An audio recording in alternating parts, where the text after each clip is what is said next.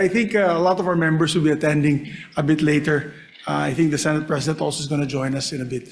But once again, good morning to everybody, to all our stakeholders, our friends, and of course, members of the Executive Department, the uniformed personnel, and ladies and gentlemen. We'd like to ask, of course, the Secretary to acknowledge the stakeholders that are here today before I give out my opening statement. So, Thank you, Mr. Chair, Your Honors.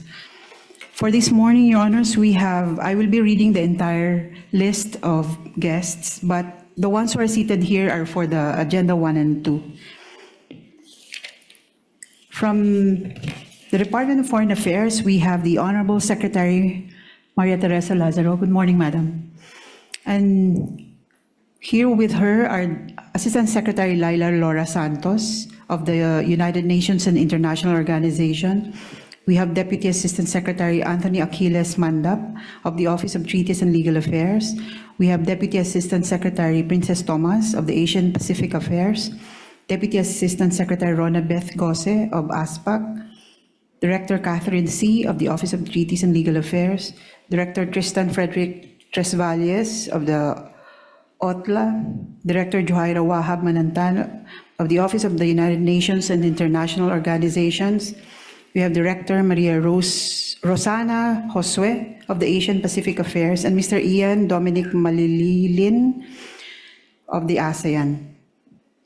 From the Department of Justice, we have Attorney Wilson Kyle S. Basser, State Counsel. And we also have Attorney Albert Abragan, State Counsel from the DOJ. From the Department of Transportation, Your Honor, we have Attorney Noel Alarcon, and he will be joining us online. Tama ba? Ay, sorry po. And then from the Office for Transportation Safety, we have Attorney Rachel Paragua from the Legal Service and Ms. Alessandra Johanna Arenas from the Civil Aviation Security Division. From the Philippine National Police Aviation Security Command, we have Police Brigadier General Dionisio B. Bartolome Jr. From the Bureau of Immigration, we have Attorney Arnulfo Maminta. From the Civil Aviation Authority of the Philippines, we have Attorney Roberto Martinez Buenaventura. And from the Manila International Airport Authority, we have Ms. Maria Lourdes San Juan Reyes, the Senior Assistant General Manager, and also we have Mr. Noel Patrick Navarrosa of the Airport Ground Operations Compliance Monitoring. We have from the Air Carriers Association of the Philippines, or ACAP, Mr. Josen Perez de Tagle. For the Convention on International Liability for Damage Caused by Space Objects, we have the same, Your Honors, from the Department of Foreign Affairs and the DOJ. And we also have under Secretary Harold N. Cabreros, who will be joining online from the Office of Civil Defense. From the Department of Information and Communications Technology, we have Attorney Dian Suresca. From the Department of Environment and Natural Resources, Your Honor, we have Ms. Liarina Mojica, Chief of the DENR, and then Mr. Raymond Angco, Senior Science Research Specialist. From the Philippine Space Agency, Your Honor, we have Dr. Gay Jane Perez, the Director General. From the Philippine Coast Guard, Your Honor, we have Legal Officer Maria Riva R. Villamor Abao. And then we have from the National Maritime Center, Captain Severino Destura Jr. From the Office of the Solicitor General, we have Assistant Solicitor General Linda May Aguirre. From the National Security Advisor and Director General, we have Attorney Aisel Pangan. For the third and fourth agenda, Your Honor, we have from the Department of Finance, Assistant Secretary Nina Asuncion, Assistant Secretary Dakila Napao, and Attorney Ronald Visconde. From the Department of Trade and Industry, we have Attorney Lester Olimpo. From the Bureau of International Revenue, we have Attorney Laika Ley Tolentino. From the Manila Economic and Cultural Office, or MECO, we have Chairperson Corazon Avesilia Padiernos with Ms. Sherbet Karen Maralit, member of the board, and also Attorney Bridget Da Costa Villaluz, member of the board. For the Tokyo Convention, Your Honor, we have from TESCA, the Technical Education Skills Development Authority, Ms. Carla Di Salvo and Director Linda Andrade. From the Commission on Higher Education, we have Chairperson Shirley Agrupis and Dr. Christine Ferrer. From the Professional Regulation Commission, we have Attorney Melissa Jane Komafay Yichana. For the ASEAN extradition and the Philippine-India Mutual Legal Assistance Treaty, we have from the NBI, Your Honor, Head Agent Filipinas Astero. From the Armed Forces of the Philippines, we have Commodore Ramilo B. Trinidad. From the Philippine National Police, we have Police Brigadier General Aladin Collado and Police Colonel Angeli Salvador. From the Philippine Center on Transnational Crime, we have Brigadier General Benjamin Batara and Attorney Baltazar Asadon. From the National Prosecution Service of the Department of Justice, we have Attorney Grace Estrada, Senior State Counsel, and Attorney Dave Flores Fatalia. We have from the National Security Council, Mr. Manuel Jose Maria Tuazon and Attorney Aisel Pangan. And from the Bureau of Immigration, we have Attorney Arnulfo Maminta. That's all for now, Your Honor. Thank you. Thank you very much. That's a full house. I think we're taking up seven treaties today. We're hitting the ground running because we were delayed for a whole year due to unforeseen and foreseen circumstances. We had a leadership change, and because of that, we had to change members of the committees, and we had to constitute the committee memberships. And yes, so it was a bit of a mess. But before I start my opening statement, I would like to thank Secretary Tess Lazaro for being here. I've had the opportunity of working with her when she was an ambassador in many posts in many parts of the world, and very well deserving her position now as a Secretary of Foreign Affairs. And we're also thankful that all of you stakeholders are here today, and we'd like to hear from you one by one once the bills or rather their treaties that will be taken up will be put on the floor in the agenda. Before anything else, thank you for joining us today, even though there is an order from Malacanang, particularly for government agencies, on the alternative work arrangement, an advisory alternative work arrangement. Sabi ko nga, as the new chairman of the Foreign Relations Committee, I'm going to hit the ground running. Sabi ko, rain or shine today, wag lang sobrang baha. Pero rain or shine today, let's do this. Because if we postpone it any longer, many of our relations with our different countries and stakeholders will be affected. And so, you all know that the leadership changes in the Senate the past few months have delayed the movement of some measures referred to this committee. So I hope to get these measures back on track now.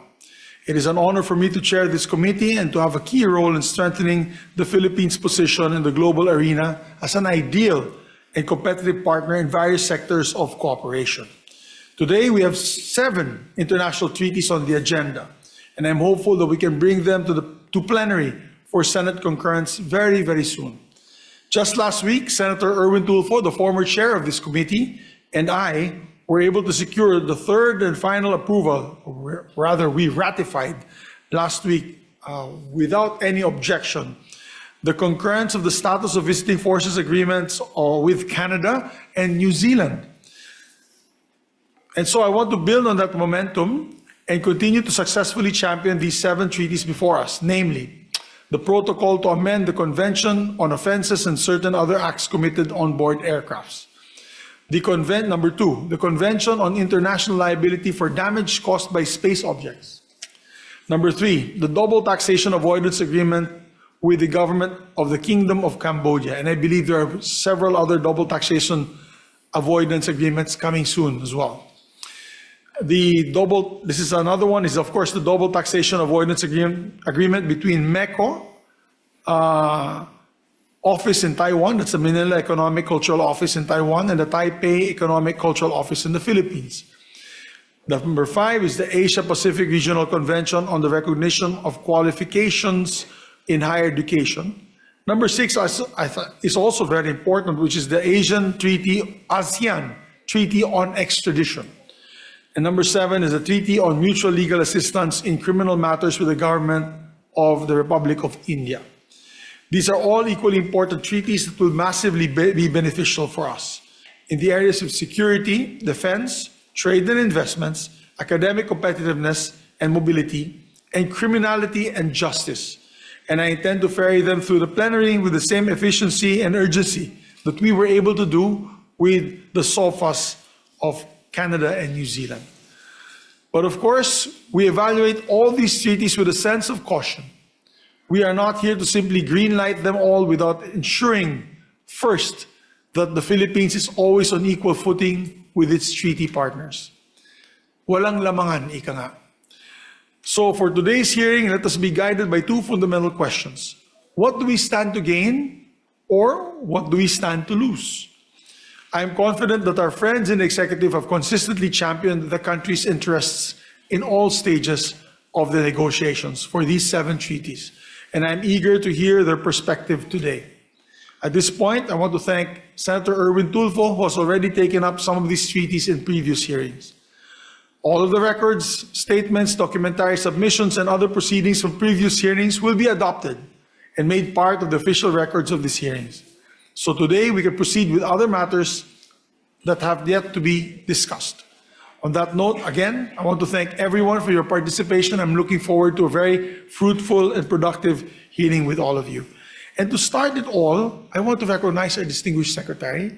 Of course, by rank, she's the highest ranking member of the cabinet here and the executive. And of course, being our organizational meeting as well on the new leadership of the Foreign Relations Committee, we are honored to have the secretary, who's our guide, will be my consultant and guide when it comes to all things diplomatic or diplomacy that will be given by this committee about many issues and treaties and other agenda that we have to be able to further strengthen our diplomatic ties around the globe. So it is my honor to welcome our distinguished secretary, Secretary Tess Lazaro. Madam, thank you very for coming. much. Thank you very much, Honorable Senator Miguel Zubiri. First of all, on behalf of the Department of Foreign Affairs and the other agencies present here, let us convey to you our heartfelt congratulations as in our first inaugural meeting as the chair of the Committee on Foreign Relations. We can assure you, and you have your track record in many aspects of your career, and the Department of Foreign Affairs particularly will be there to assist you in any way possible that we can. Thank you very much. And of course, colleagues, guests, and fellow public servants, good morning. Today, along with my DFA colleagues, we are here present to assist the committee in its deliberation on the 6 critical international agreements that strengthen the Philippines' standing in the international community, fortify our national security framework, safeguard cross-border commerce, and protect the rights of our nationals abroad. In an increasingly interconnected world, isolation is not a strategy. The treaties before this body represent pivotal commitments across 3 core pillars of international engagement: international civil aviation security, global tax cooperation, and judicial assistance in law enforcement. The Department of Foreign Affairs fully endorses these instruments, which you have mentioned and outlined for Senate concurrence. But let me just give some of our views. On the protocol to amend the Convention on Offenses and Certain Other Acts Committed on Board Aircraft, this will enable the landing or destination states to prosecute criminal acts committed on board an aircraft while the latter is still in international airspace or outside the territory of the state of landing. Ratifying this protocol will ensure that jurisdictional gaps are removed and that unruly and disruptive passengers can be prosecuted in every jurisdiction or territory, including ours. Accession to the protocol is a very important step for the Philippines to take for it not be seen as maintaining a jurisdictional loophole in the global aviation industry's effort to address safety and security concerns arising from unruly behavior on board aircraft. On the Convention on International Liability for Damage Caused by Space Objects, this will enable the Philippines to benefit from its framework for liability and compensation, which is particularly important due to the Philippines' geographic proximity to areas where space objects are launched or re-enter Earth. We have seen in the past in newspapers that you've been reading that we have been hit by some of these objects, space objects. Failing to ratify this convention leaves the Philippines legally vulnerable and breaches domestic policy in three key ways. One, inability to claim compensation. Two, loss of reciprocal protections. And three, conflict with domestic law. And the double taxation avoidance agreements, and which you have mentioned, Senator, Mr. Chair, that there will be a number of double taxation avoidance agreements because this represents the interest of investors all over the world, and this is one of their main requests that we have these DTAs.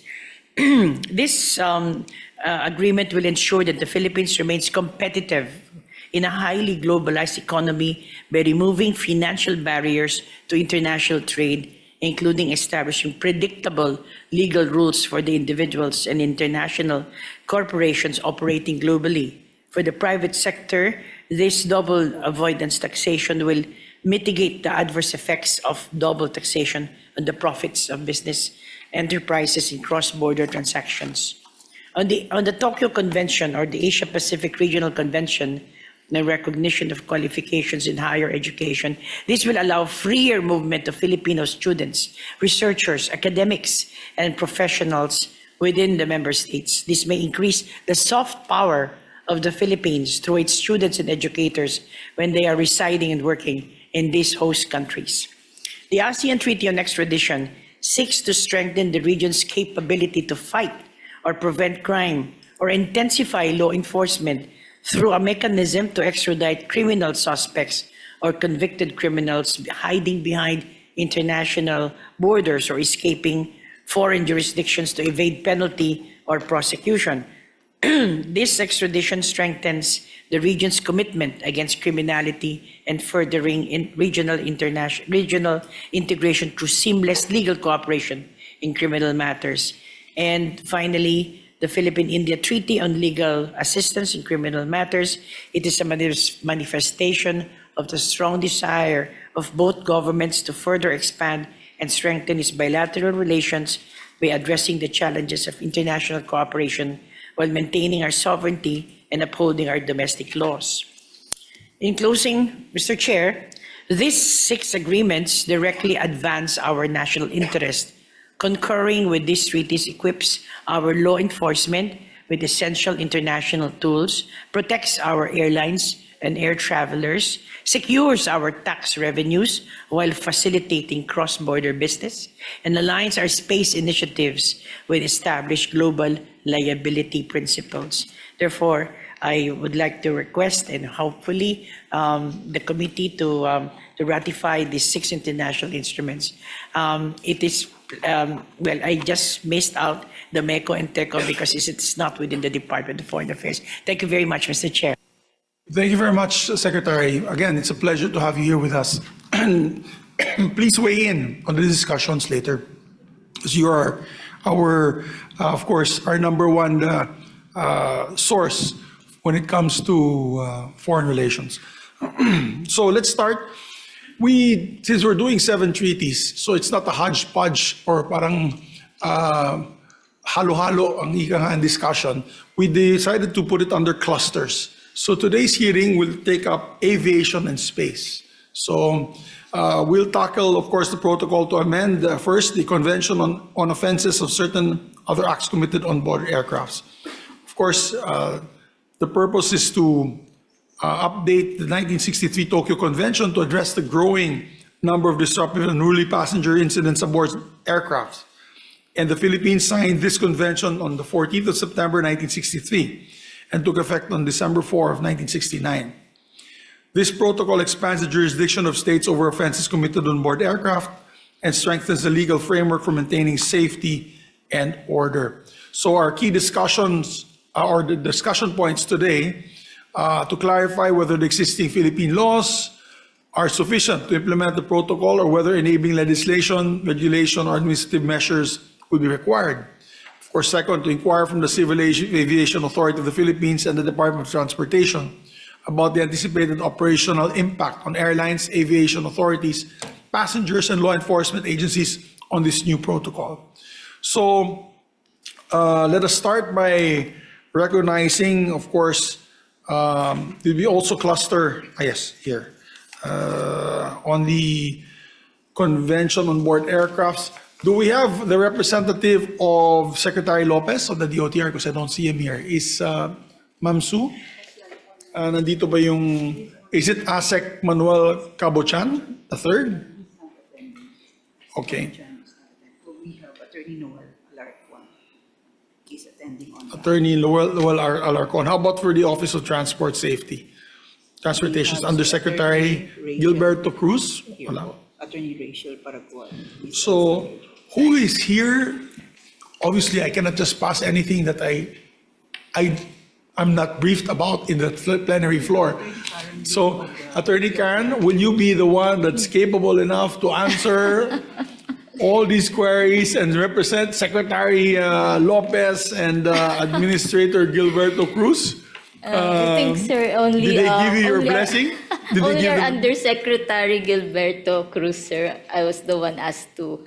Me and Miss Alex Arenas and Attorney Rachel are here to represent the Office for Transportation Security po. Oh, Correction sige. po and safety. Do you have a... Yes, sir, do you have an opening statement and yes, brief us sir. about this? Thank you. Yes, sir. The Office for Transportation Security respectfully expresses its support for the ratification of the 2014 Montreal Protocol or the Convention on Offenses and Certain Other Acts Committed on Board Aircrafts.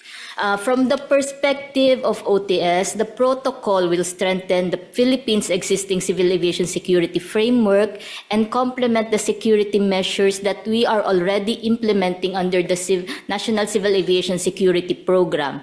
Many of the measures contemplated under the protocol, particularly those concerning unruly and disruptive passengers, aircraft commander authority, in-flight security officers, incident reporting, and international coordination have already been incorporated into our existing policies and security measures.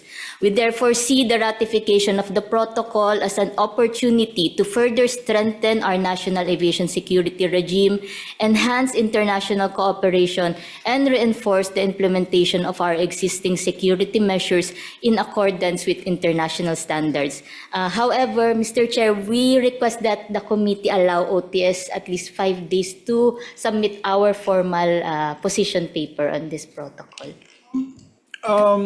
You mentioned 2014. Was it what? How long ago? How long has this protocol been implemented by other countries? It was, I think, adopted since 2014, Mr. And Chair. it's only now that we're taking this up in our country. Yes, Mr. Chair. Are you serious?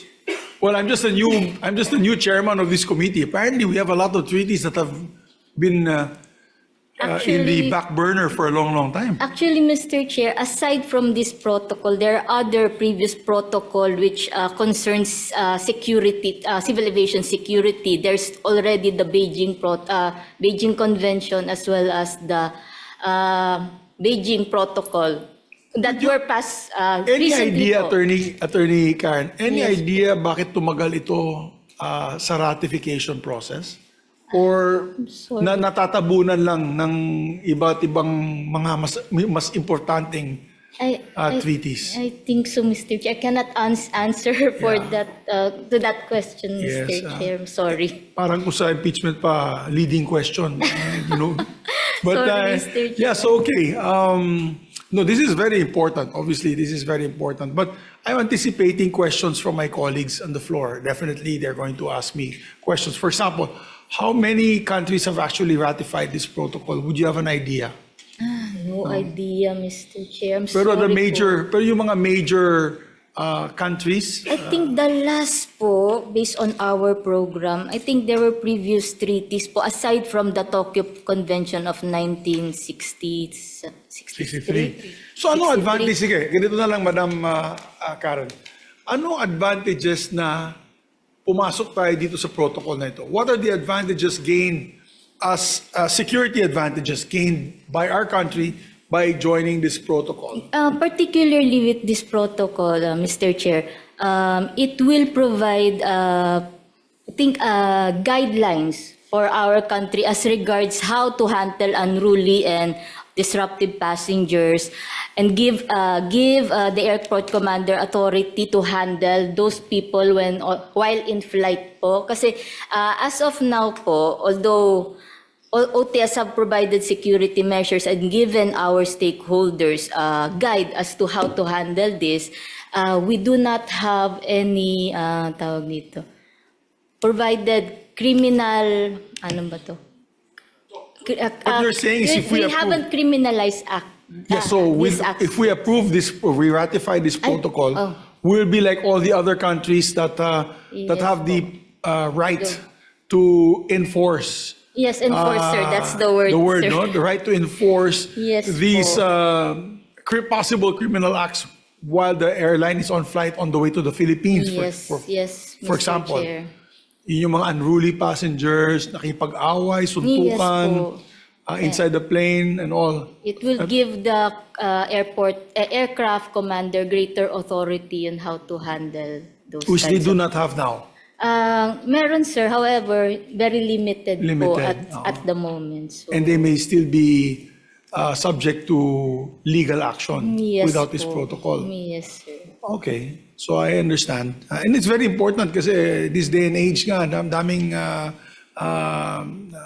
in this day and age of terrorism, of possible threats to life and property, especially in aircraft and airplanes and transportation, in the different modes of transportation and going to the Philippines, it's very important that we have this. So anything else that you would add? So in 5 days' time, you'll give us your added position paper. paper. But you know, we Yes, cannot amend what we have here. Tama po, Madam Secretary. Of no? course, Mr. Chair. Yung mga treaties, pag nanding dito, hindi naman pwedeng ang senators mag-amend dito. Hindi naman. Yes, Senator, it We is can only either approve it or not. Yes, Ratify it Mr. or not. Senator, I just Yes, wanted Mr. to Chair, add, we there are understand. already 145 countries who have state parties to this protocol. So we're really behind.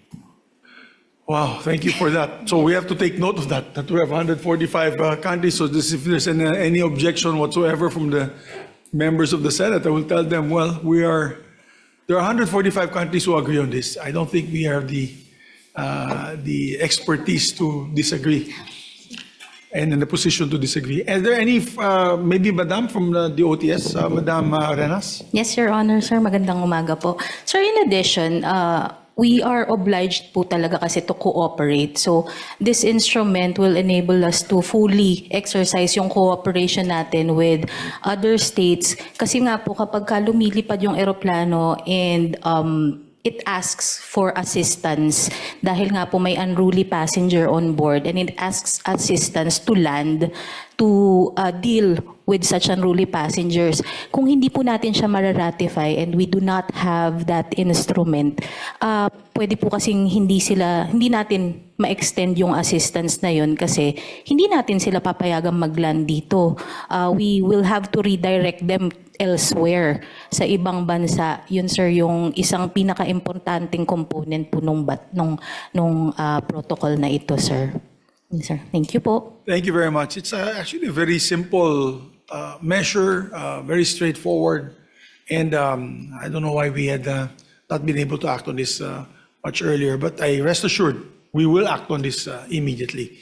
So, yes, Madam. Sir, siguro po, theory ko lang naman po, sir. Perhaps kaya hindi po siya napaprioritize kasi pagdating po sa mga ganitong matters, very, reactive.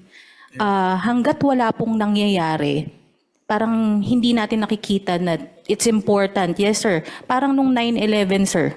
Di po ba?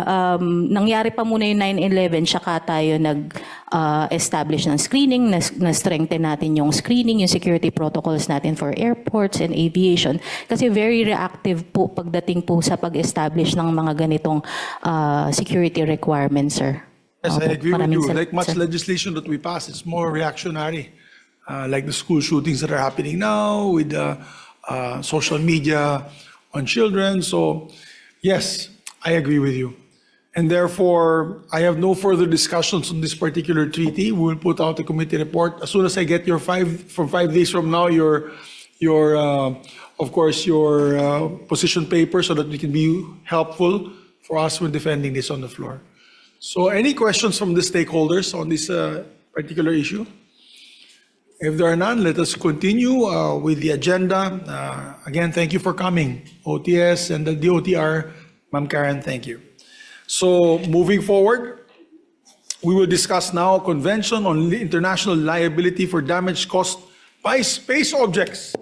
One of my favorite agencies, the Space Agency. Bah, di ba? Developing country tayo, but we have a Philippine Space Agency. And the President put it front and center in his SONA that there will be a rocket that will be fired very soon. And I guess we need this just in case that rocket lands on any other country or property. You know? So may you give the opening statement, Dr. J. Perez, our Director General. Madam. Thank you and good morning, Mr. Chair. The Philippine Space Agency, or PhilSA, respectfully expresses its strong support for the Senate's concurrence in the ratification of the Convention on International Liability for Damage Caused by Space Objects, or otherwise known as the Liability Convention. The Philippines signed the Liability Convention on August 22, 1972. President Ferdinand Romualdez Marcos Jr. has since ratified the convention, which is now before the Senate for concurrence. The Liability Convention provides a framework for regulating liability for damage caused by space activities. It seeks to ensure that states take responsibility for the consequences of their space activities while promoting international cooperation and the peaceful uses of outer space. PhilSA respectfully submits that Senate concurrence is in the national interest.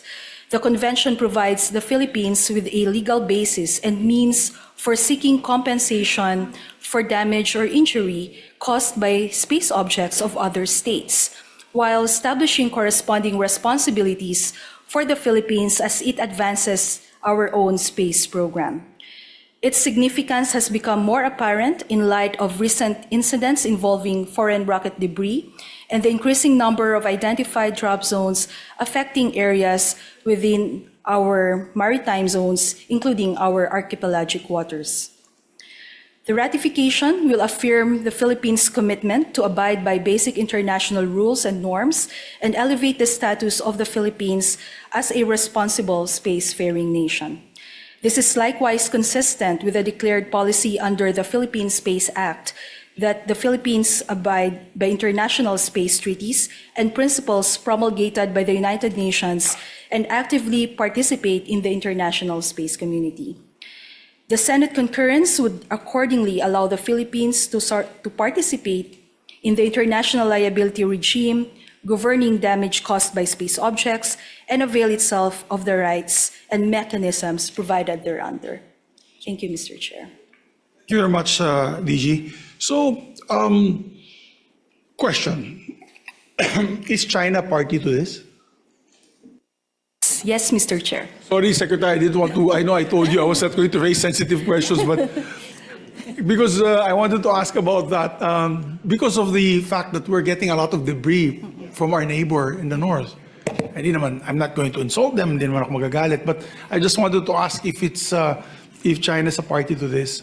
And Yes, therefore, they're also liable if there's particular debris that falls in our area na matamaan yung property and of course, life and of course, these damages are accidental in nature. So if we are party to this treaty, Okay, let me rewind my question. Do we have any liability protection from that if a debris coming from another country falls to the Philippines? Right now, as we speak, DG, or wala pa? Right now po, we have customary international laws which can be used as basis. But if we ratify this treaty and we become a party of it, then this will serve as our primary legal basis to claim compensation should there be damages associated with other state space activities. So this is the guide. This will be our guide rule book, ika nga. So in the absence of this, these countries can claim na hindi naman kayo party to this treaty. So they It will can be a come up with disadvantage to us. disadvantage. They can come up with all sorts of claims and all sorts of legal mumbo jumbo to put us off guard, and off track. So okay, very clear. Any other stakeholder who's interested to weigh in on this measure? I think it's quite clear.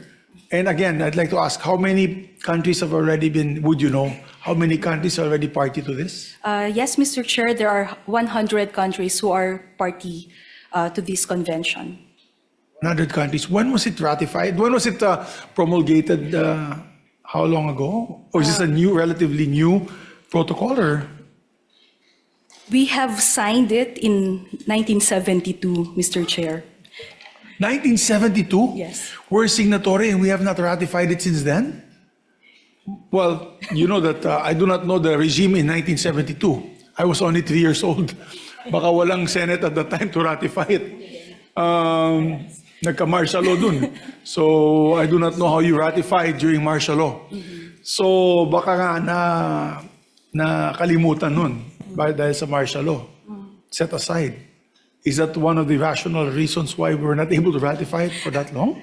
Mr. Chair, we don't have personal knowledge on that, on those reasons. But I don't think you were born in 1972 because yes, you look Mr. Chair. very young. But since the Philippine Space Act was signed in 2019, it has laid out in the Philippine Space Act that the Philippines will ratify this liability convention. So when the Philippine Space Agency started its operations in 2020, this is a priority. We have started doing the feasibility study and secure the concurrences of concerned agencies.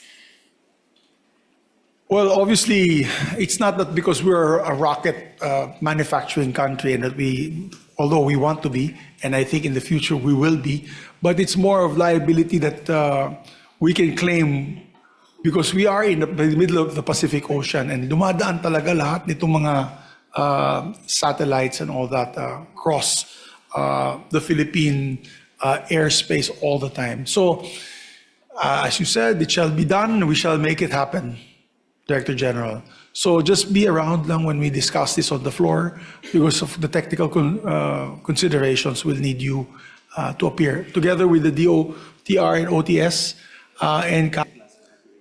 I'm sorry, Secretary, please. Again, thank you, Mr. Chair, but just to, again, supplement the statement made by our PhilSA.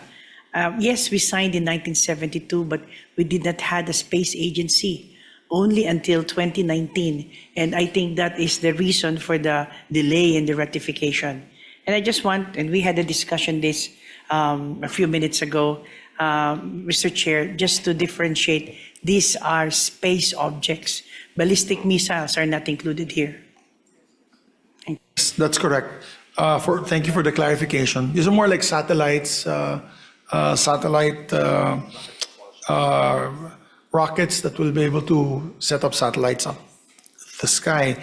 And I think we're trying to move to being a launching state, right? So to launch our satellites.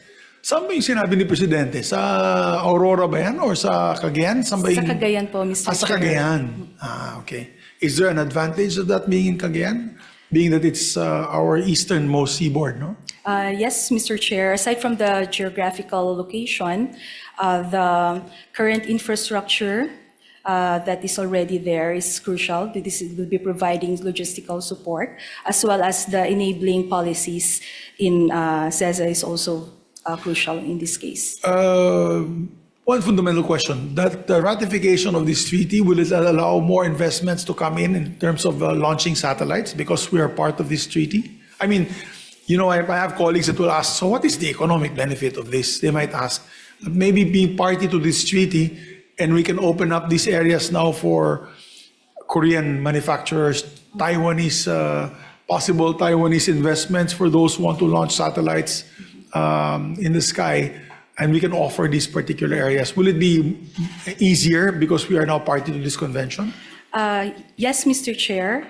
As mentioned earlier, this provides framework on how the Philippines can claim damages from space activity. So in turn, commercial or private companies will have confidence on the state that we know what we will be able to support their activities here. Okay. All right, DG. So it shall be done. Thank you, Mr. Chair. We're ready. If there's no objection from the stakeholders here, we shall prepare also the committee report on the Convention on International Liability for damage caused by space objects. Congratulations, Madam. Thank you, Mr. Thank Chair. you very much. So moving forward, Cluster B naman po tayo. Dito naman po tayo sa taxation.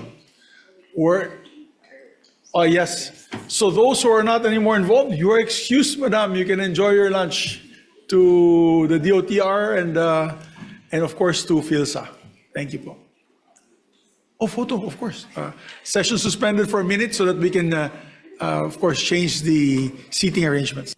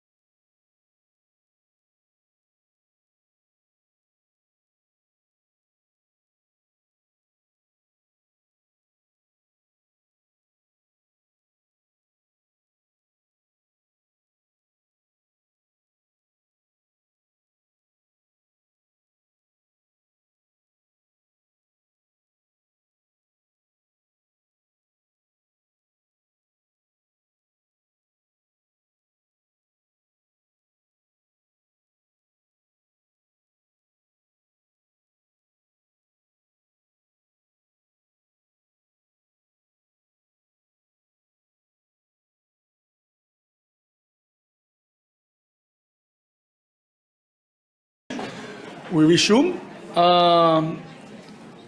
We'd like to thank the stakeholders earlier for the first cluster for coming. Thank you very much. It was a very quick and productive meeting. Sabi ko nga, mabilis tayo na yun. We're gonna act on these treaty requirements right away.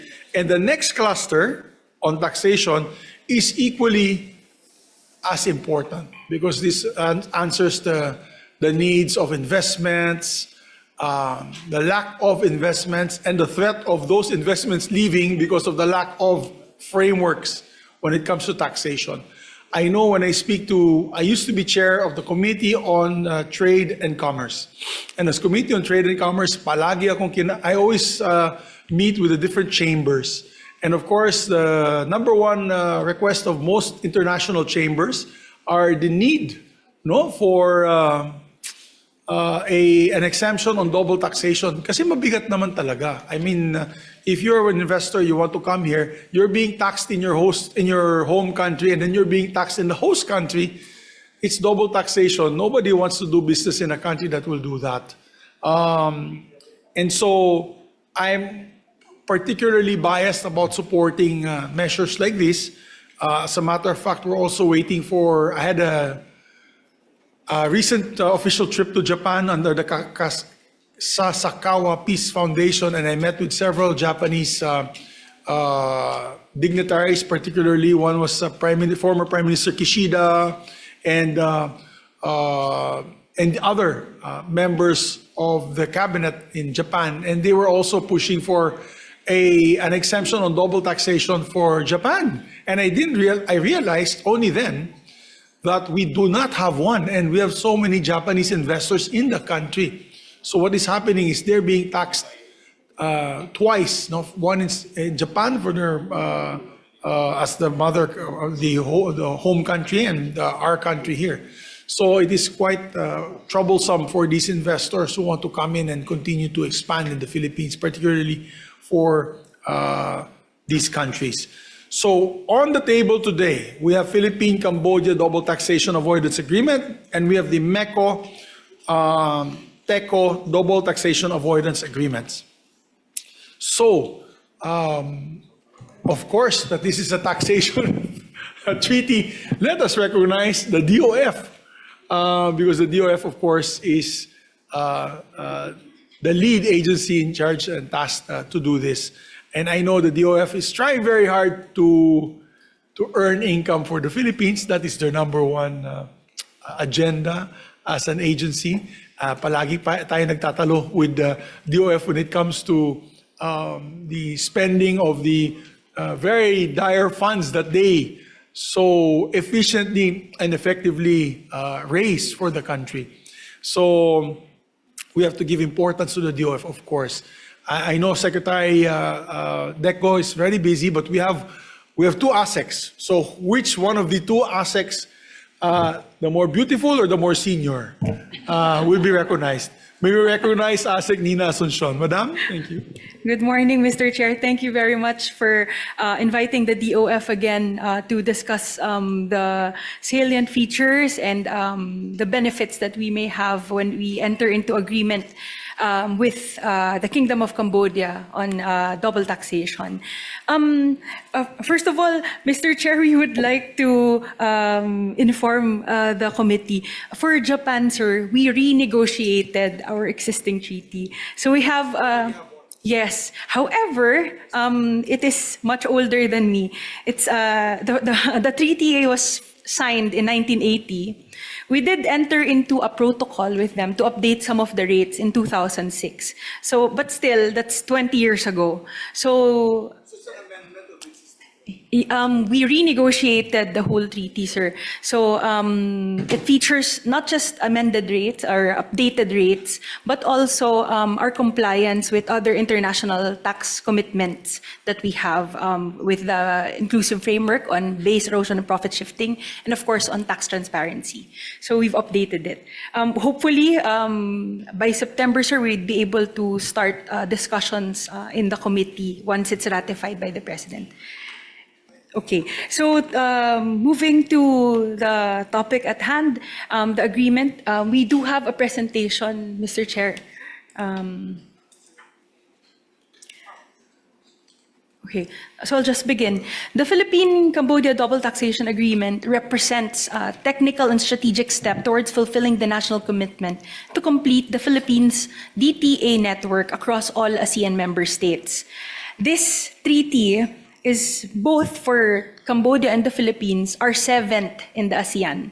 So Cambodia already has treaties with Vietnam, Thailand, Brunei, Indonesia, Malaysia, and Singapore, similar to us, but this is our seventh treaty for both nations. The DTA was finalized after, yes, Before you Mr. proceed, Chair. may I just ask a question? How many treaties do we have signed with other ASEAN? We have 10 ASEAN or Yes, sir. 11, right, with the East Timor.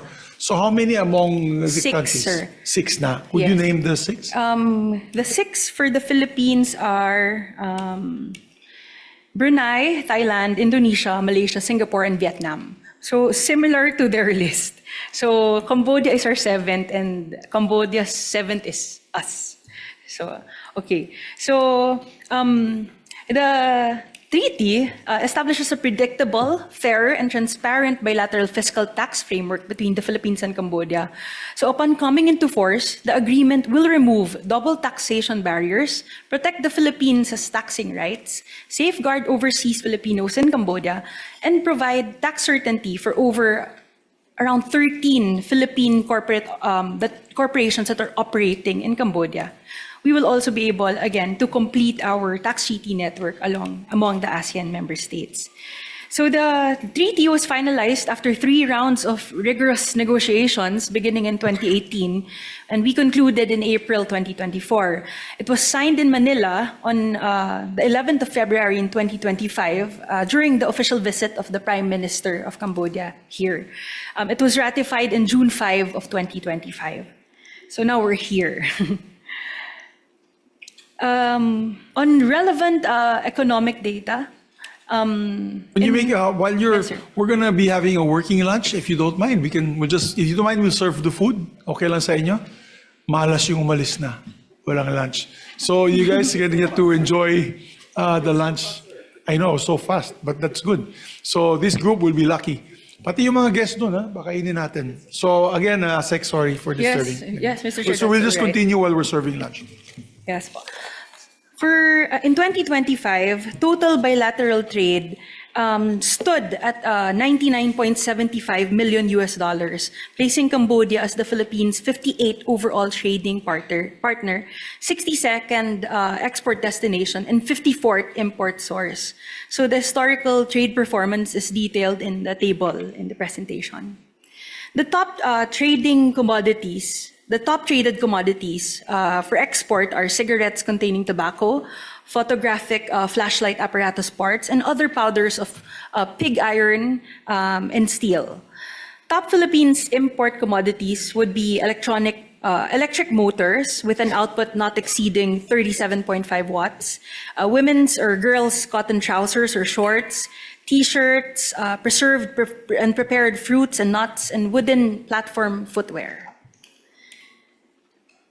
On capital inflows, based on the most recent compiled BSP balance of payments data, net FDI inflows from Cambodia into the Philippines experienced a steady decline from $43.43 million in 2021 down to $25.25 million.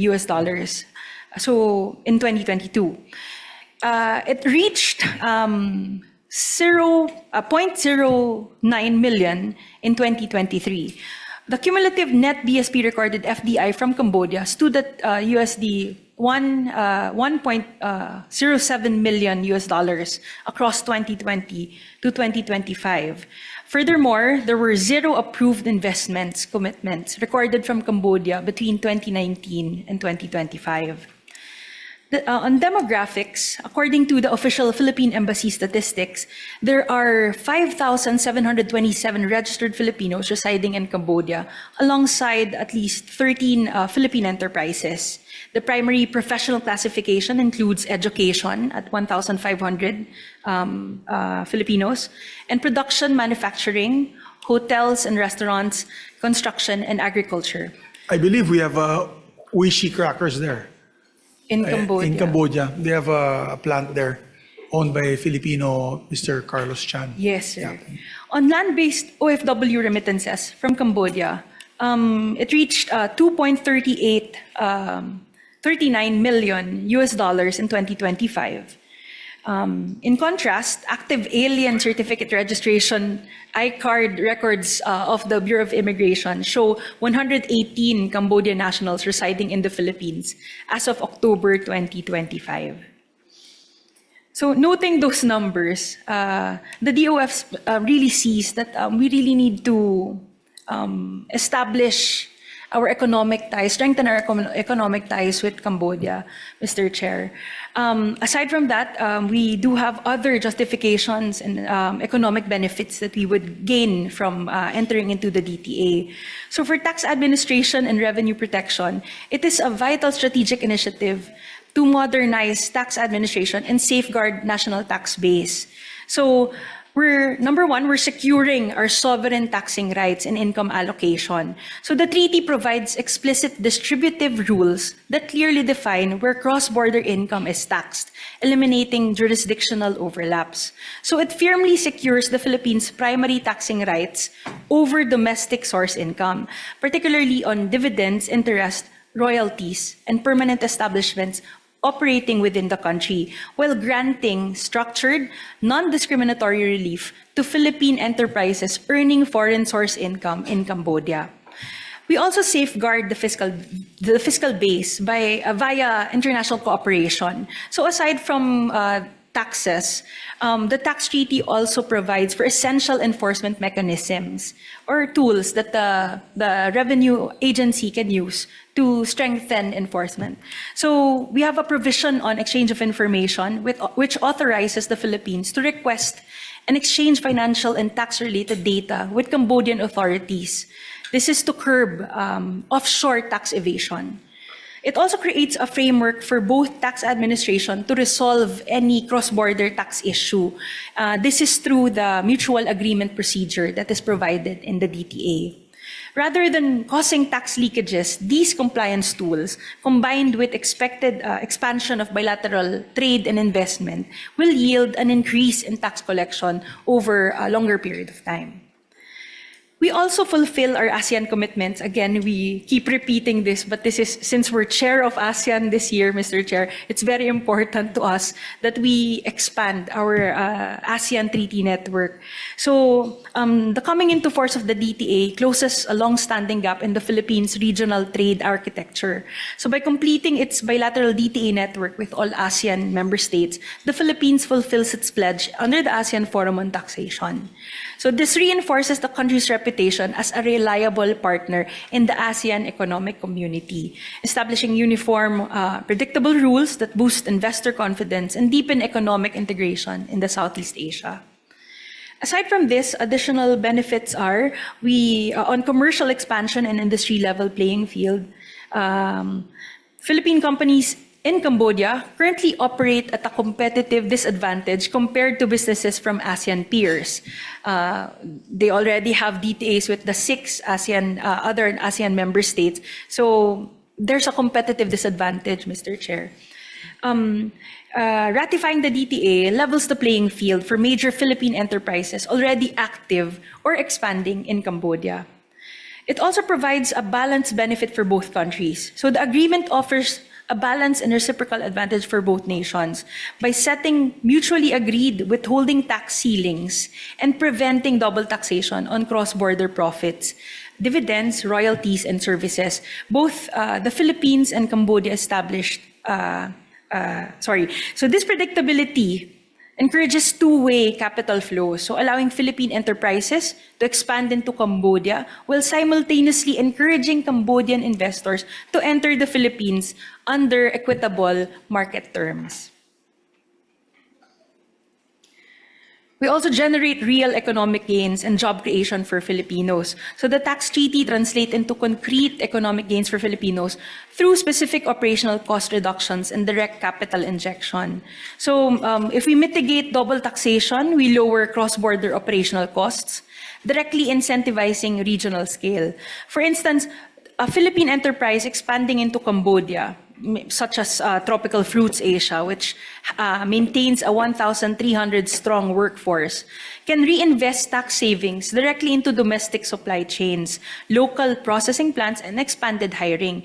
Reciprocally, removing prohibitive withholding tax barriers encourages Cambodian direct investment into Philippine manufacturing. We've seen how low Cambodian FDIs are in the Philippines right now, and we want to boost that. The Cambodian direct investments into the Philippines, especially in manufacturing, logistics, and digital services, would of course generate jobs also in our country.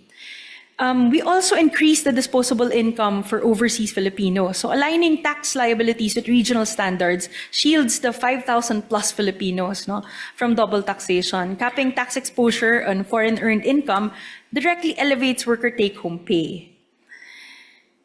With the tax treaty, we also ensure alignment with commitments under the Inclusive Framework on Base Erosion and Profit Shifting and the Global Forum on Tax Transparency and Exchange of Information on Tax Matters. So with the treaty, we aim to prevent treaty shopping and aggressive tax planning through application of the principal purpose test and limitation on benefits provisions, ensuring really flows exclusively to legitimate investors. The DTA also establishes clear permanent establishment rules to prevent multinational enterprises from artificially dodging tax liability through availment of tax incentives. And lastly, the treaty reinforces the compliance with our tax transparency commitments. So, as discussed earlier, we are equipping the Revenue Agency with the tools to combat offshore compliance risk and illicit financial flows. One requirement that was asked of us during the last meeting was a comparison table of the treaty rates among the ASEAN states that we have a treaty with. So if we can, please, next slide. If we look at the table, as much as possible, when we do our renegotiations with our ASEAN peers, we stay within the rates that we have negotiated with our fellow ASEAN member states. So we would see here similarities in the rates. Most notably, we would have the 0% for interest income if it is for a state or central bank, and 15% otherwise, and then which is similar to Brunei, Indonesia, Malaysia, Singapore, and Vietnam, and then the 15% rate with all others.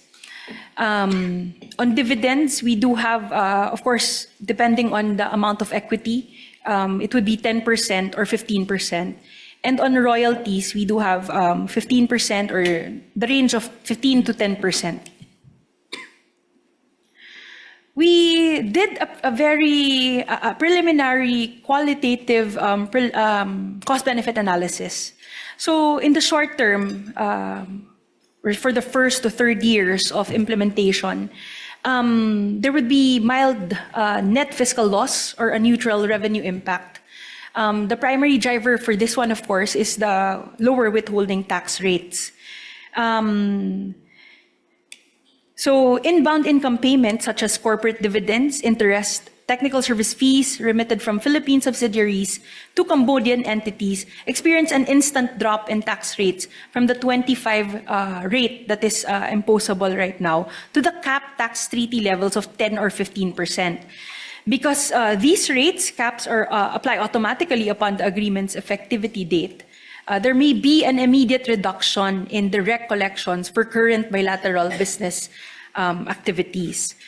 Simultaneously, the anticipated economic upside, namely expanded FDI or the capital deployment, it will be lagging behind. We don't expect that there will be immediate FDI or capital deployment in the country. Of course, this is because there are operational timelines which vary among businesses. Foreign investors require time to adjust, of course, to corporate structures. If they're going to invest in the Philippines, they have to do their feasibility studies and look at the other factors for investment. Consequently, during the first 3 years, the direct tax revenue forgone outweighs the still maturing secondary economic returns.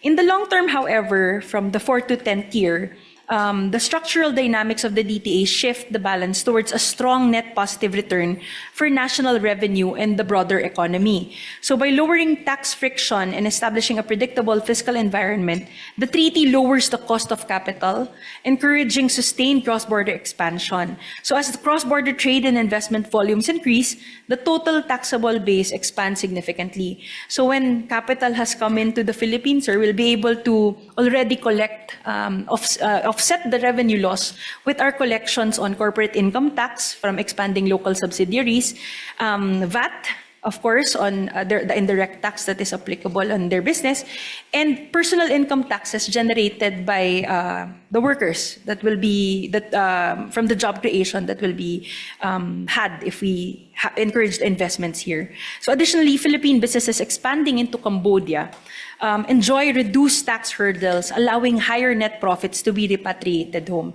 So those investments right now, once the treaty take effect, actually there are the businesses that are in Cambodia, Philippine businesses in Cambodia, they're up to 4% for, I think, royalties and for interest income. Yan po yung immediate benefit that they can already enjoy. Beyond investment growth, the treaty equips tax authorities with crucial tools for base protection and revenue enforcement, as mentioned earlier. So that's it for now, Mr. Chair. If there are other questions, we'll be glad to answer those. Yes, Thank you very before I raise any comments, we have with us today a distinguished colleague from Tarlac and the Republic of the Philippines, our very hardworking chairman also of the Committee on Trade and Commerce and Science and Technology and Education, basic education. No other than Senator Bam Aquino. Thank you for coming, sir. Yes, magandang hapon, Senator Zubiri, our Majority Floor Leader. Magandang hapon po sa ating lahat. I'm here, of course, to provide quorum and to provide our support for this committee. Lahat po ito mahalaga. Napakarami. Alam ko napakarami pa. And, of course, anything that the committee needs, we're here to support. So thank you, everyone. Thank you very much. And, on the cluster C later on, we'll be discussing about education. But I know if you're busy, you can go ahead. But thank you for joining us today. How was your meeting earlier? Okay naman? On MSMEs? Yes. Finished on time? So, thank you very much, ASEC, on that information on Cambodia. I know there are many Filipino companies that are looking into setting shop in Cambodia. I know one that is already very well established. The group, as I mentioned earlier, yung kay Liwayway group, that's former Ambassador Carlos Chan. The Wishi, yung Wishi crackers, they have also their plant there for snacks. They're employing a lot of Cambodians and Filipinos at the same time. And I had an opportunity to visit Cambodia several times because being my head of the NSA on Arnis, we had gathered for the SEA Games. We had to go to Cambodia several times to set up Arnis teams, Cambodian Arnis teams to compete with us in the Philippines. And they also hosted in Cambodia. So, and I noticed a lot of Filipino expats working in Cambodia, workers there. And I know this because when I went to Mass in, alam mo naman tayo Pinoy, naghahanap tayo ng simbahan every Sunday. Punong-puno yung simbahan doon ng Pilipino. So, and as you said, we've already had double taxation treaties with 6 ASEAN countries. This will be our 7th. And us being the host of the ASEAN this year, it would be good to add that to the laurels that the President will present during the ASEAN Convention. That will be very good. And there's also going to be a discussion later on the yung sa prisoner, ang tawag dyan, yung ating extradition treaties with the ASEAN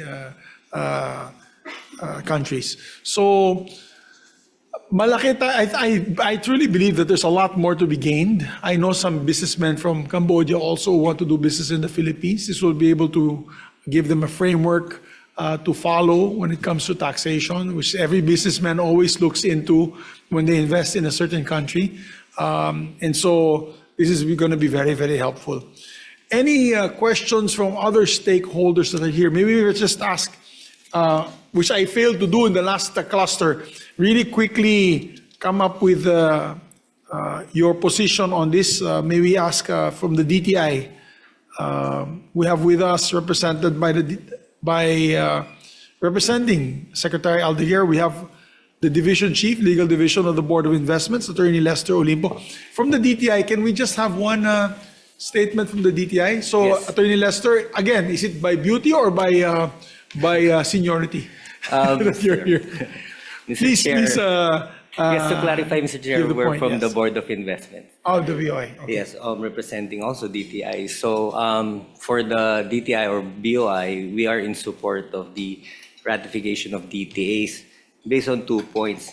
So first, the DTA sets tax rules to treatment of income, which provides for predictable tax treatment, mitigates risk of double taxation, and reduces cost of compliance for businesses, thus making the business environment attracting, appealing, and leading to increase in trade, economic growth, and job creation. Second is that DTA supplements the country's effort for investment promotion, such as the IPPAs with Cambodia and the MOI with Cambodia and the IPPA and the MECOTECO. Thank you, sir. Yes, to hasten the proceedings, because I'm going to go ask the different stakeholders, particularly in the issue of double taxation. Let's already discuss also the MECOTECO double taxation. I'd like to recognize with us today is no other than the chairperson and resident representative of the Manila Economic Cultural Office is here with us, Tita Corazon Padiernos, Abesilia Padiernos. And I call her Tita because I've known their family and they're good friends with my father for many, many years, and my mother. And Tala is here also. Yes. My goodness, who used to work in the Senate. Wala na, tapos na to. Tapos na pala, halika na. Thank you for flying in from Taiwan. I heard you flew in Last night. yesterday or today or yesterday. night. Last night from Taiwan. So maybe what we can do, ASEC, is also, if you're going to give a briefing, or will you be the one giving the briefing, or they'll be the one giving the briefing? MECOTECO. So we'd like to recognize, again, Ma'am Padiernos, our chairperson Padiernos, to give the briefing. And after that, I will go one by one to the different agencies and stakeholders. So, Madam, you're recognized, ma'am. Yeah, Senator Juan Miguel Zubiri, Chairperson of the Senate Committee on Foreign Relations. Senator Bam Aquino, ladies and gentlemen, magandang hapon po sa ating lahat. Kanina kahit umaga to nandito sa note ko, ngayon hapon na magandang hapon po sa ating lahat. First, allow me to express our heartfelt gratitude to the Chairperson, Senator Juan Miguel F. Zubiri, and the distinguished members of the committee for giving us the opportunity to appear before you today to discuss the agreement between the Philippines and Taiwan for the avoidance of double taxation and the prevention of fiscal evasion with respect to taxes on income, or the Double Tax Avoidance Agreement, or DTAA. I am Corazon Abesilia Padiernos, the chairperson and resident representative of the Manila Economic and Cultural Office, or MECO. MECO respectfully appears before this committee to underscore the importance of completing the ratification process of this agreement, particularly in the context of the Philippines' growing economic engagement with Taiwan and our continuing efforts to create an environment that encourages legitimate trade, investment, employment, and business activity. As the Philippine Representative Office in Taiwan, MECO is in a unique position to affirm from our day-to-day experience the depth and continuing growth of the economic relationship between the Philippines and Taiwan. We see this relationship not only in statistics and investment figures, but in our regular engagement with Taiwanese business and investors, Philippine enterprises and institutions, companies that employ Filipino workers, universities and schools that welcome Filipino students and researchers, and agricultural enterprises that provide opportunities for our young Filipino farmers. The economic figures reinforce what we see on the ground. In 2025, bilateral merchandise trade between the Philippines and Taiwan reached approximately $8.03 billion US dollars. Taiwan ranked as the Philippines' 10th largest trading partner and, importantly, our 9th largest export market. Philippine exports to Taiwan reached $3.28 billion US dollars in 2025, representing growth of more than 22% from the previous year. The composition of this trade is equally significant. Digital monolithic integrated circuits alone accounted for approximately $1.68 billion US dollars, or more than half of Philippine exports to Taiwan in 2025. Underscoring the importance of Taiwan to the Philippines' electronics and semiconductor value chains. Investment ties likewise continue to provide opportunities for expansion. Net foreign direct investment from Taiwan reached approximately 52.57 million US dollars, or more than 3 billion Philippine pesos in 2025, with manufacturing remaining in the largest sector among approved Taiwanese investments. These figures demonstrate that the Philippines-Taiwan economic relationship is already substantial. More importantly, they point to the potential for an even deeper partnership in manufacturing and electronics, semiconductors, technology and digital industries, transportation and logistics, agriculture, renewable energy, and other emerging sectors. It is in this context that MECO views that the DTAA as an important and practical instrument for strengthening the economic relationship between the Philippines and Taiwan. At its core, the agreement seeks to address a very practical concern in cross-border economic activity, the possibility that the same income may be subjected to taxation in both jurisdictions by establishing agreed rules on the taxation of income and providing greater certainty on the applicable tax treatment. The DTAA can help reduce unnecessary tax uncertainty, facilitate legitimate economic activity, and create a more predictable environment for businesses and individuals operating across our two jurisdictions. At the same time, the agreement strengthens mechanisms for cooperation in addressing tax avoidance and fiscal evasion, thereby by supporting transparency and the proper administration of our respective tax laws. From MECO and a Philippine perspective, the DTAA is an economic facilitation instrument. While investors also take into account other practical considerations, this DTAA can definitely help create the conditions under which legitimate economic relationship can develop with greater confidence, transparency, predictability, and stability. With your indulgence, Chairperson Senator Zubiri, MECO would also like to emphasize that the DTAA before the committee today is not a new initiative. Following years of renegotiations to update the agreement and close coordination with government agencies, the ratification package for the DTAA was finally prepared through the collaboration efforts of MECO, the Department of Finance, the Bureau of Internal Revenue, and the Department of Foreign Affairs. It was submitted to the Office of the President, and the corresponding instrument of ratification was signed by His Excellency President Ferdinand R. Marcos Jr. in June 2025, and subsequently transmitted to the Senate for its concurrence. We recognize fully and with respect the Senate's constitutional responsibility in considering international agreements.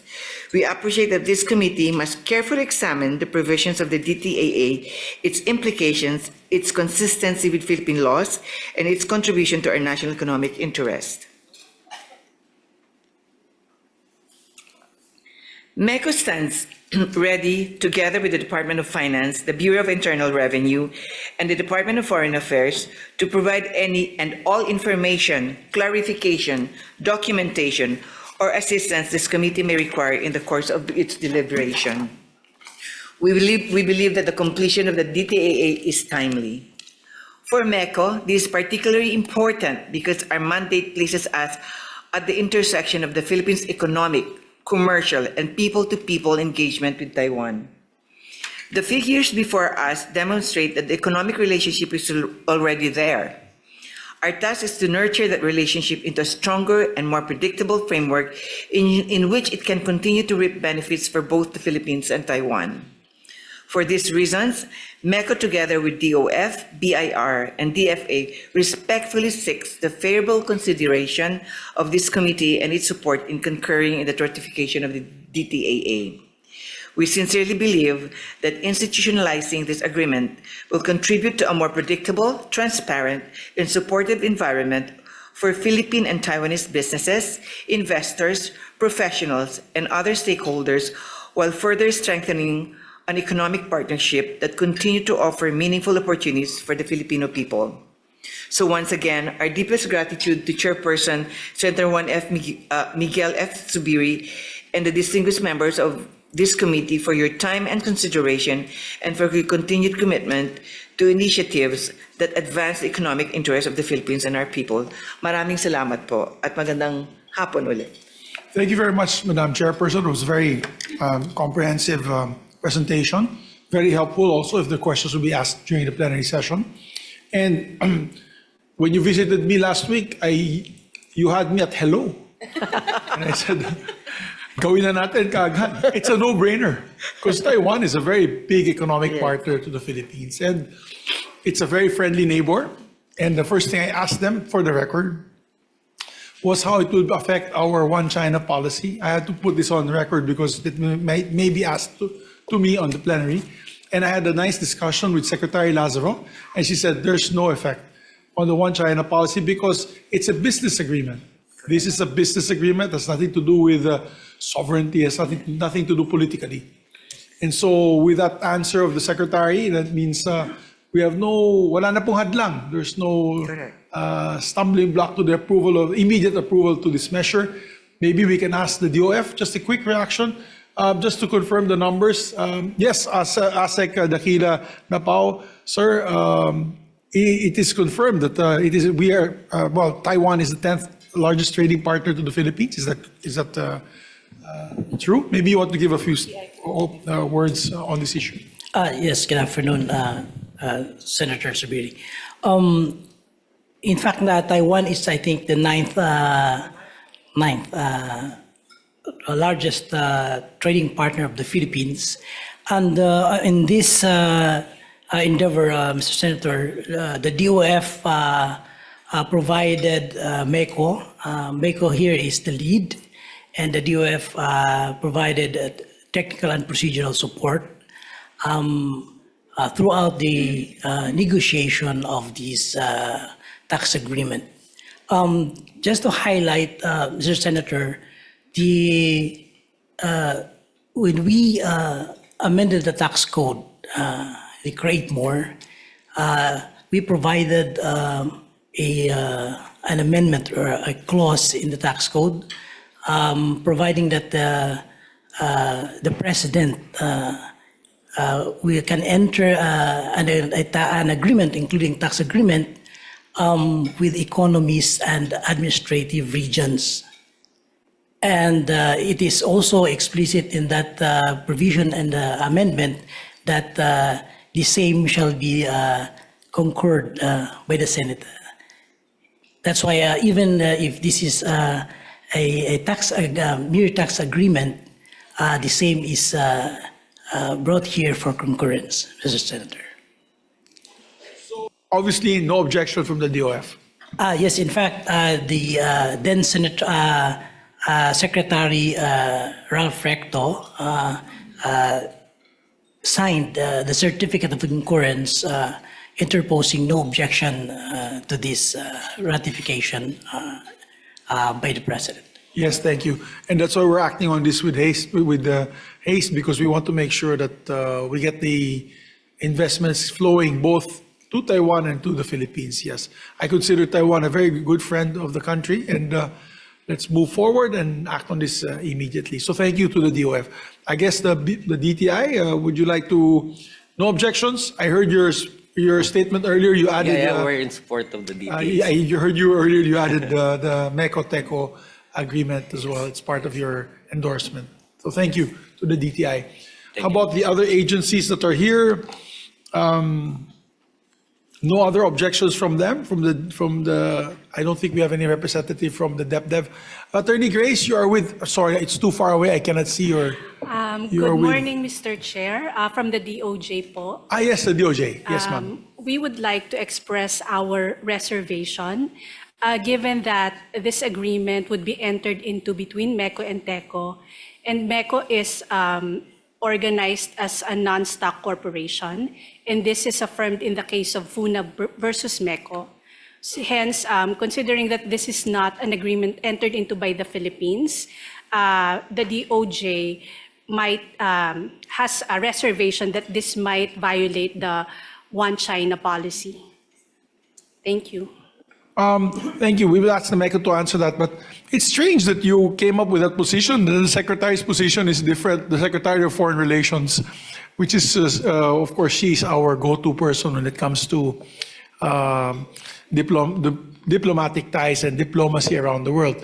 But we take note of your reservation. Hindi naman siya objection, reservation lang naman.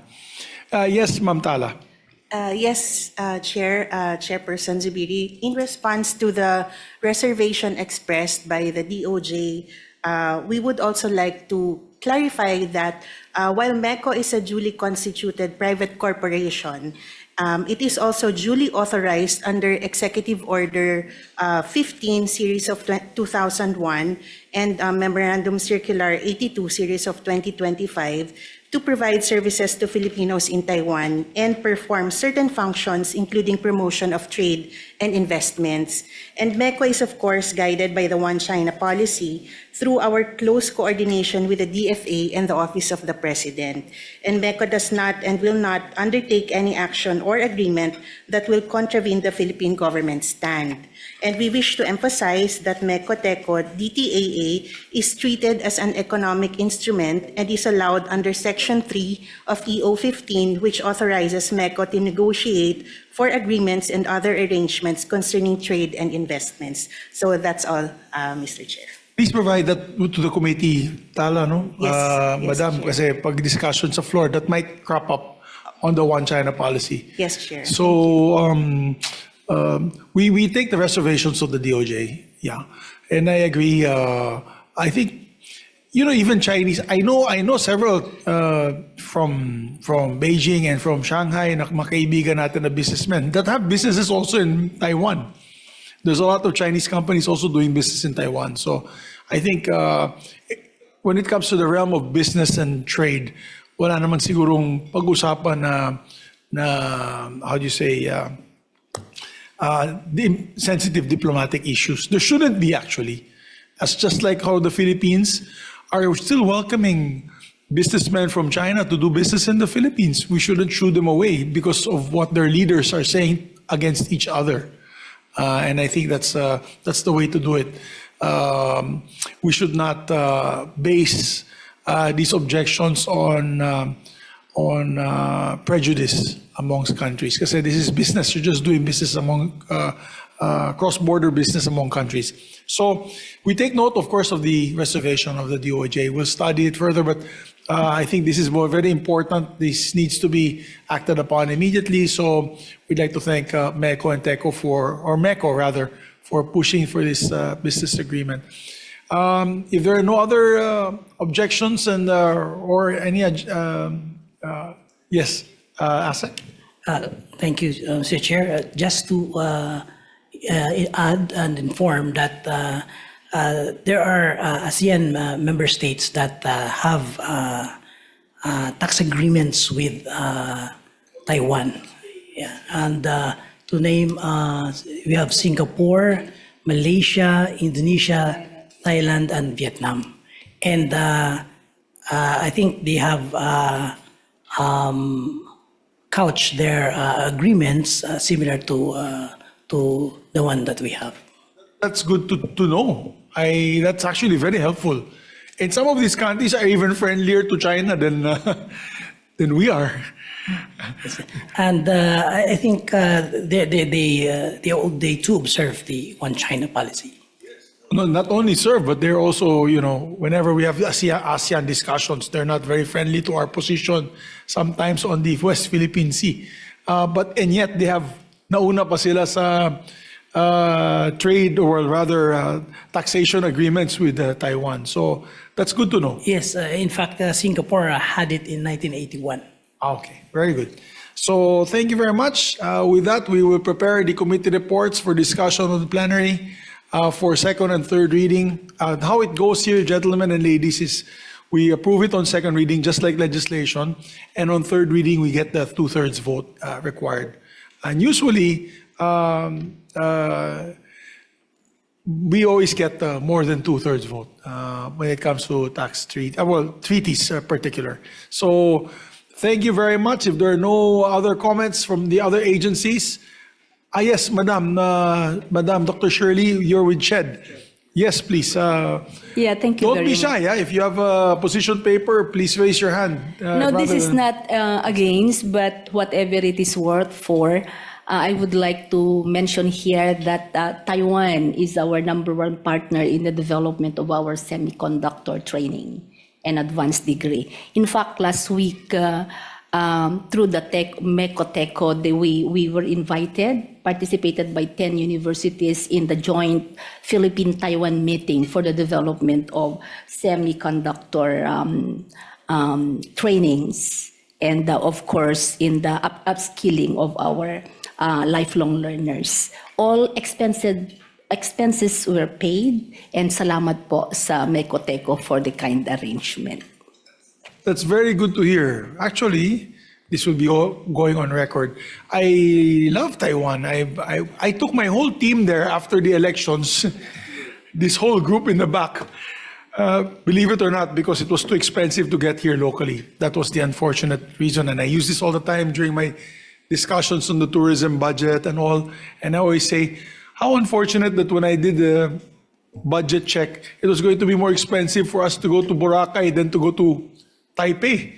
So I took my whole team to thank them for their support during the last elections, and we all went to Taipei, and we had a great time. And I had dinner with. Were you there, Tana? You were there, no? Not yet, no. It was Chairperson Bajernos was there, and Cheloy was the one who hosted us. She's now the Secretary General of the House of Representatives, and so yes, they're very welcoming there, and we have a lot of tourism, both from Taiwan and from the Philippines, going to Taiwan. I just one fundamental question, since Meco is already here. Does it still hold that if you're a Filipino, it's still visa-free for Taiwan? Very good. So it's extended. It was extended. Very, very good. Yes, Senator, it's extended for another year. Wonderful. Sana we can continue that, no, for tourism. Cross our fingers. Yeah, tourism purposes. So moving forward, congratulations for your efforts on the Cambodia and MECO Taiwan, of course, exemption on or treaty on double taxation. Thank you very much. So the committee secretariat is hereby ordered to prepare the committee report, and let's have everyone sign it, and hopefully in 2 weeks' time we will be able to approve it on third reading. I'll try to sponsor this next week. Please have some of your staff available for certain questions that may be asked on the floor. So again, thank you very much. Congratulations to all the stakeholders of the cluster on double taxation avoidance agreements. And thank you very much for coming, guys. Thank you. I hope you enjoyed your lunch. Madam, you did not eat. Oh, you just bring it na lang. O sige, kala ko nagda-diet na kayo. So thank you very much. Let's have a 1-minute suspension to ask the other stakeholders to take their seats. Thank you. The hearing is suspended for a minute.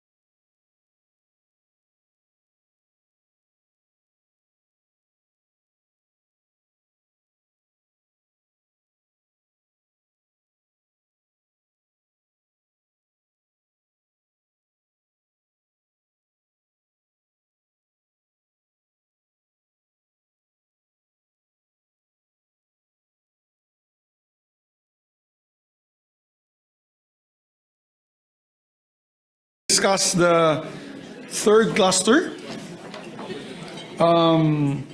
This is now the Tokyo Convention, the Asia Pacific Regional Convention on Recognition of Qualifications in Higher Education. Very important measure, very, very important treaty. We have with us, of course, representing those in DepEd and of course, CHED. We'd like to recognize siguro CHED first, si Ma'am Shirley, because you're the lead agency on this particular convention. If you have an opening statement, Madam, and then we'll ask all the others to give their statements as well. We'd like to recognize you, Doc Shirley. Thank you. Thank you very much, Chair. In fact, it's not just an opening statement, a short presentation for everybody. Please do, yes. Thank you very much. Magandang hapon po sa inyong lahat, to our colleagues and stakeholders in the education sector. Una sa lahat, gusto naming ipabatid, Honorable Chair, congratulations on your appointment. We are very excited to work with you again.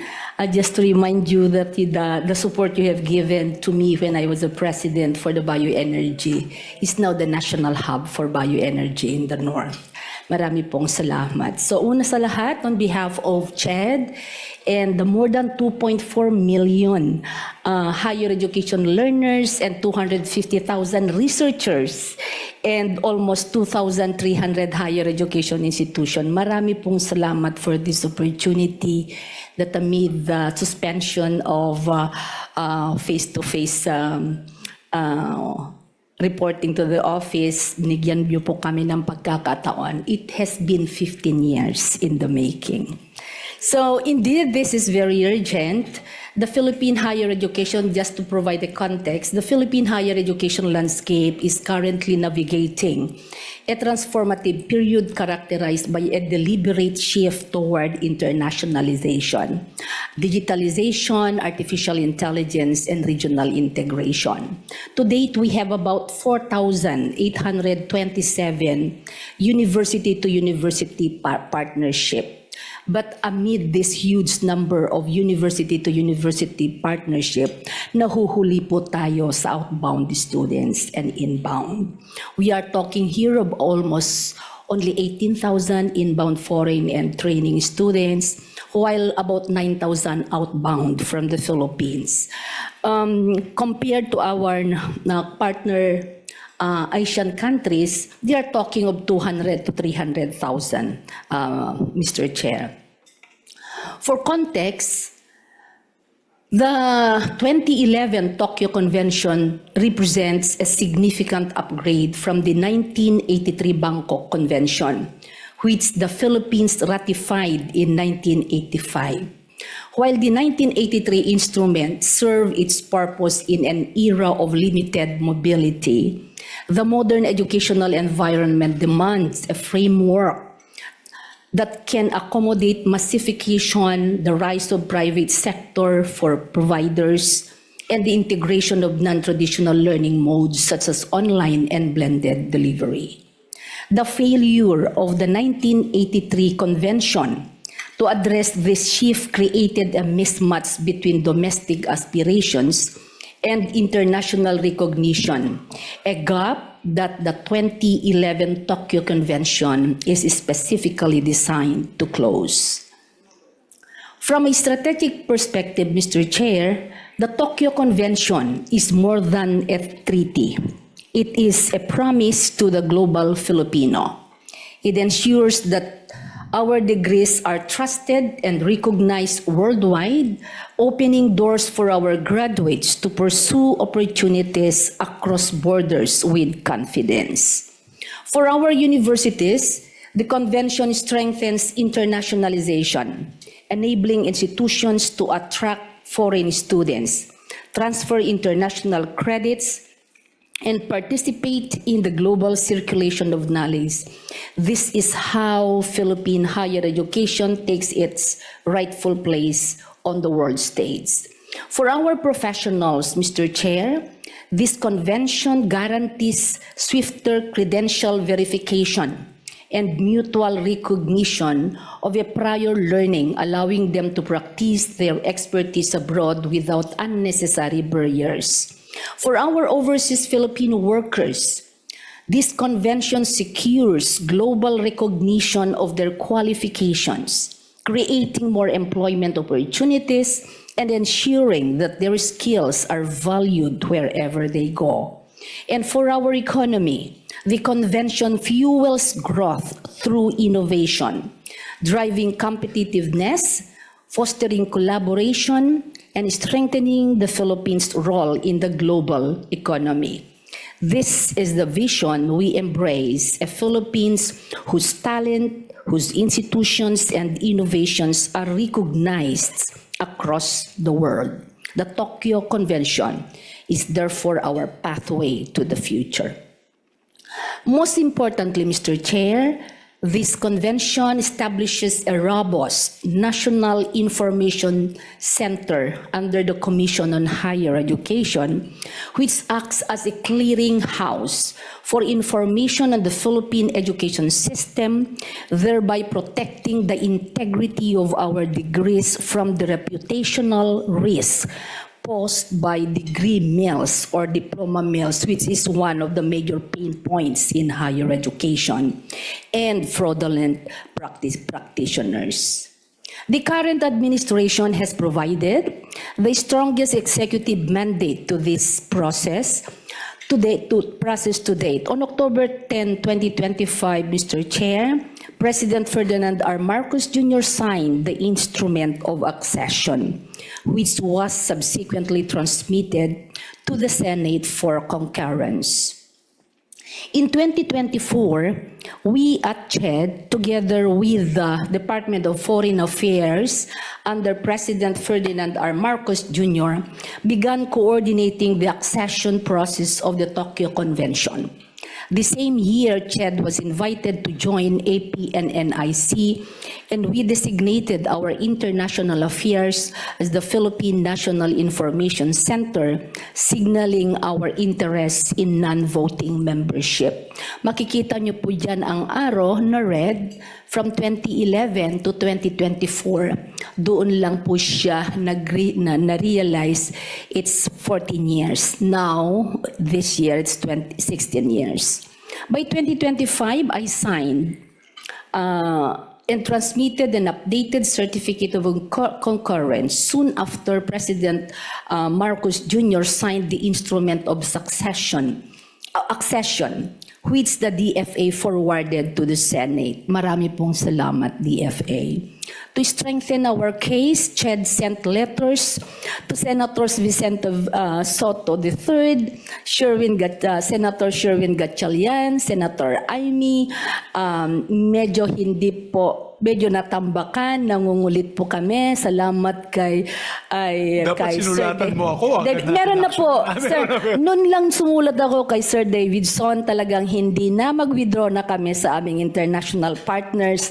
Kaya po nandito na po tayo. In 2026, we followed through with additional letters. Madami po kaming sinulatan. Kaya po kami nagpapasalamat. Kahit baha o bagyo, pumunta po kami dito. So following the February Senate hearing, where partners from our national government agencies, DepEd, TESDA, DOST, DFA, BI, EDCOM, TLC, had fully expressed their support, Mr. Chair. CHED remained steadfast in advancing this priority. In partnership with UNESCO Bangkok and the Korea Funds in Trust, we began preparations for a major conference to position the Philippines and the region for the milestone. Kahit wala pong sa concurrence ng Senate, we already organized our conference come September 30 to October 1 to be jointly hosted by CHED and UNESCO. We will gather Tokyo Convention Bureau members, ASEAN universities development partners, and UNESCO offices to strengthen cooperation, share best practices, and align next step for regional implementation in anticipation of the Senate favorable concurrence. Therefore, Mr. Chair, securing Senate accession this year is really very critical. It allows the Philippines to culminate its ASEAN chairmanship not as a follower of educational trends, but as a primary architect of regional recognition policy. To highlight, Mr. Chair and honorable members of the committee, I am very proud to mention here that the Commission on Higher Education was successful in securing the approval of our ASEAN counterparts for 3 regional initiatives with the Philippines as lead country. These are ASEAN Ministerial Statement on Access and Sustainable Development in Higher Education through AI-enabled teaching and learning environment and digital transformation. The terms of reference of ASEAN Center for Teacher Education and Development are acted under the leadership of our premier university in teacher education, the Philippine Normal University, and we are also the lead of the ASEAN Global Exchange and Mobility Exchange Research and SDG Platform, or ASEAN GEMS. All 3 were adopted during the ASEAN High-Level Policy Dialogue on Access to Quality Higher Education, Digital Transformation, Sustainability, which we hosted here in the Philippines last June 25, 2026. While the same was adopted during the 14th ASEAN Education Ministers meeting in Singapore on July 2022. It is our prayer, therefore, Mr. Chair, that the 2011 Tokyo Convention be finally concurred and endorsed this accession by His Excellency President Bongbong Marcos to secure our position as the first ASEAN member country to be a state party to the convention. On top of this, Mr. Chair, the convention will institutionalize recognition pathways for Filipino learners and professionals across 13 current state parties to this convention, many of which are primary destinations by the Filipino diaspora, while strengthening the Philippines' position as an emerging education hub in the Philippines. Honorable Chairperson, the step closer to accession is Senate concurrence under Article 7, Section 21 of the Constitution. Upon concurrence, the Philippines deposits the instrument with UNESCO in Paris. We become a full participating member and implementation mechanisms if this will be activated. Thank you so much. So on behalf of the Commission on Higher Education, marami pong salamat. The sun is shining brightly because we anticipate the favorable concurrence of this convention, Mr. Chair. Thank you very much, Chairperson. That was a very informative presentation that you made. I was just wondering kasi, 2 questions that I wanted to ask through your presentation is, bakit tumagal ng 15 years kaya ang delay nito? It's my first time to chair this committee, so alam mo, I was alarmed about a couple of years ago whenever we'd meet ambassadors, they'd say, ang daming pending since 1970s, 1980s, 1990s. So I had my staff, Davidson Torres here, I told him to talk to, as your majority leader, to talk to the committee to see why there's so many pending treaties that have not been acted upon. Of course, this last year has been difficult because we had changes in leadership, as I mentioned earlier in my opening statement. But now we're acting quickly on these treaties, especially me as chair. I just gave a standing instruction to look at all the pending treaties na matagal nang hindi na-ratify. And this is one of them.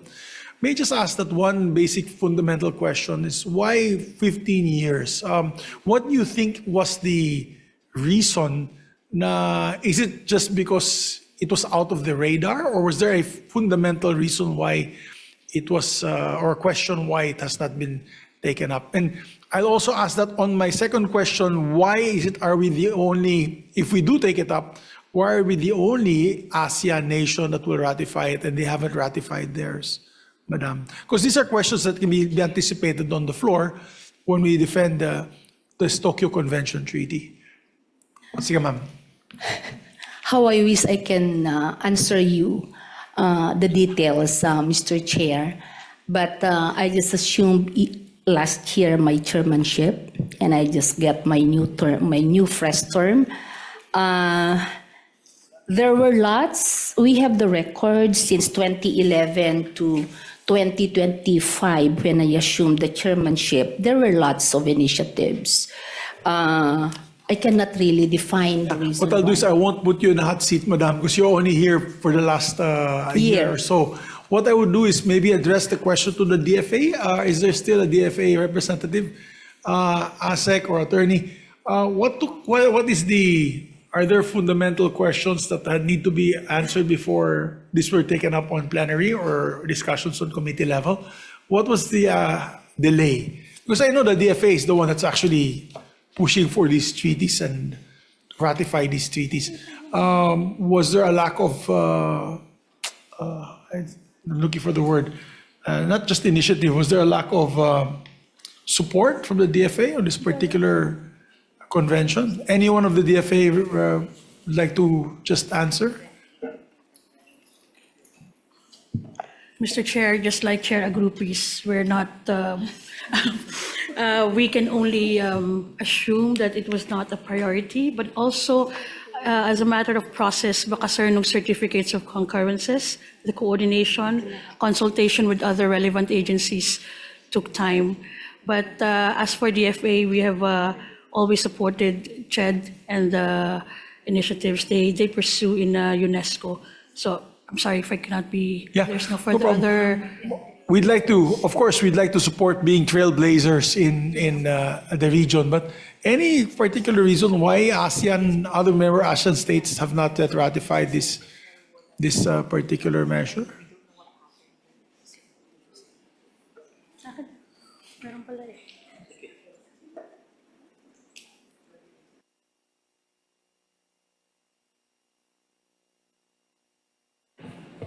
Mr. Chair, we from the Office of our Treaties and Legal Affairs, just to inform the body that we have information that the department that actually submitted it, the Convention for the Ratification of the Office of the President in 2019, 24 June 2019.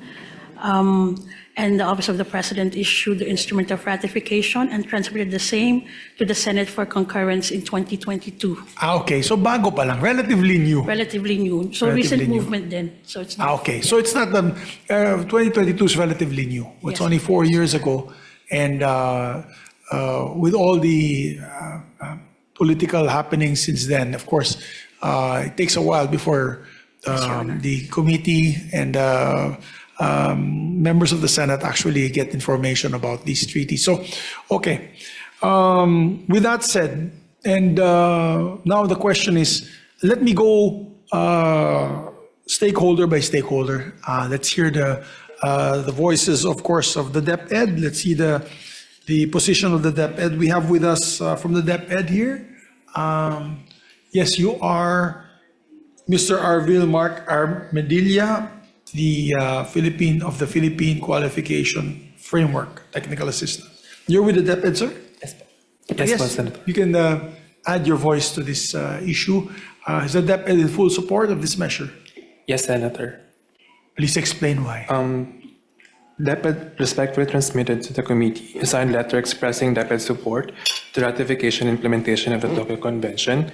DepEd recognizes the potential of the Tokyo Convention for the global Filipino, as presented by Chair Agrupis earlier, in strengthening academic mobility, facilitation of the recognition of educational qualifications, and the reinforcement of commitment of the Philippines to international standards in education. Thank you. Thank you very much to the Department of Education. We also invited here the Department of Labor and Employment, DOLE. Secretary Francis Tolentino couldn't make it, but he sent Mr. Romel Ruiz. Is he here? Nandito ba yung taga-DOLE? Any comments from the DOLE on this issue? Ay, Madam. Yes. You're there pala. Yes. I am from the PRC, the Professional Regulations Commission. However, we were also in coordination with DOLE and representing DOLE on Okay. behalf of. Thank you for coming. Please proceed on your statement. Yes, for the position of with regard to the Asia-Pacific Regional Convention on the recognition of qualifications in higher education, the PRC recognizes, as well as the DOLE, recognizes the strategic importance of the Asia-Pacific Regional Convention on the recognition of qualifications in higher education. If I may proceed to read the position, in strengthening systems that ensure professionals meet national standards and internationally recognized competencies. So the convention establishes clear, fair, and transparent principles for the recognition of higher education qualifications across the Asia-Pacific region, and this directly supports national regulatory objectives, strengthens public protection, and enhances global competitiveness for Filipino professionals, which is the mandate or jurisdiction of the PRC. The convention reinforces implementation of the PQF, or the Philippine Qualifications Framework, under Republic Act number 10968, where the PRC also serves as a member of the National Coordinating Council together with DOLE and leads international alignment initiatives.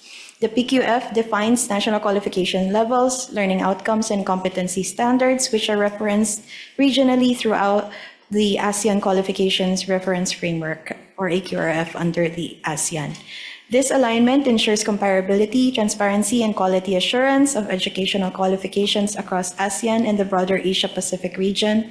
The Tokyo Convention strengthens this alignment by providing a legally recognized regional framework that supports mutual confidence in qualifications and regulatory systems.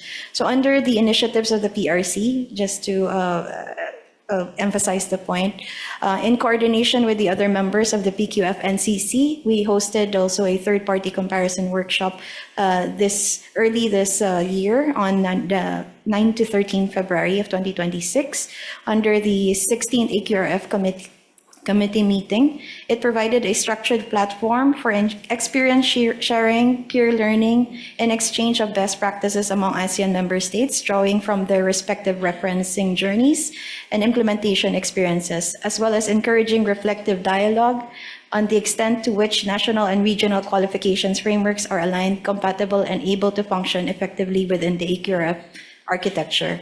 The activity is part of the hosting of the Philippines as the chair of the ASEAN for 2026. And the convention also strengthens the implementation of ASEAN mutual recognition arrangements on professional services, which the PRC also facilitates and leads, such as engineering, architecture, nursing, medicine, dentistry, and accountancy. These MRAs rely on recognized higher educational qualifications as the foundation for professional registration and cross-border practice. We want to emphasize on the fact of cross-border practice, which is definitely what this convention would, as mentioned by Ched earlier, would facilitate. The ASEAN continues to enhance MRA implementation and pursue further cooperation on professional services. The convention supports these efforts by ensuring reliable and transparent recognition of academic qualifications, which is essential for mobility and regulatory cooperation. The PRC also participates in regional mobility initiatives such as the APEC Engineer and APEC Architect projects under the auspices of APEC. These initiatives enable Filipino engineers and architects to gain recognition across APEC economies based on verified qualifications, professional competence, and experience. The Tokyo Convention strengthens these pathways by promoting consistent recognition standards across the Asia-Pacific, improving international mobility and professional opportunities for Filipino practitioners. And in addition, the convention supports implementation of commitments under regional economic agreements, including the Regional Comprehensive Economic Partnership and the Second Protocol to amend the ASEAN-Australian-New Zealand Free Trade Agreement, which encourages cooperation, transparency, and development of recognition frameworks for professional qualifications. These agreements support ongoing regional efforts to strengthen the recognition systems and promote mobility of professionals. The convention provides a foundational framework that enhances credibility, comparability, and international acceptance of Philippine higher education qualifications. And at the national level, the convention also strengthens implementation of policies that facilitate mobility while ensuring protection of public welfare.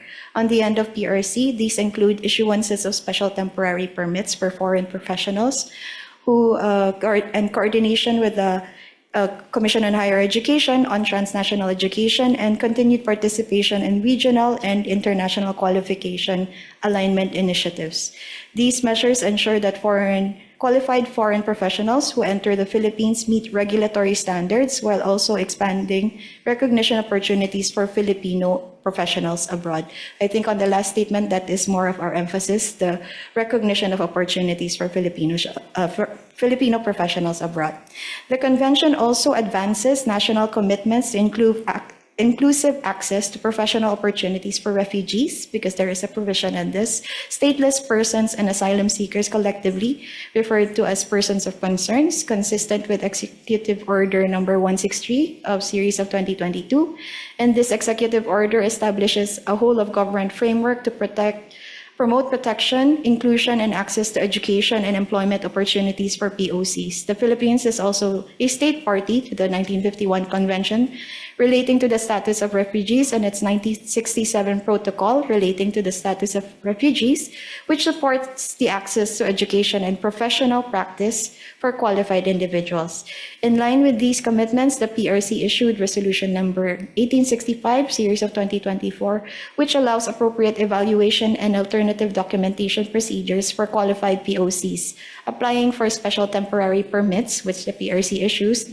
And the Tokyo Convention strengthens this framework by providing mechanisms for verification and recognition of foreign qualifications, ensuring that competency and public safety remain the primary basis for professional practice. So looking forward, ratification and implementation of the Tokyo Convention will strengthen regulatory cooperation, support ASEAN and APEC mobility frameworks, and enhances fulfillment of international commitments under regional trade and professional services agreements.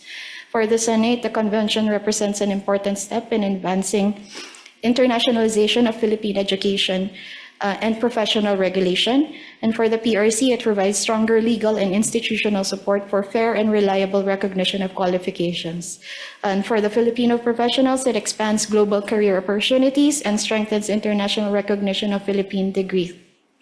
While for the public, it ensures continued access to competent, qualified, and globally competitive professionals.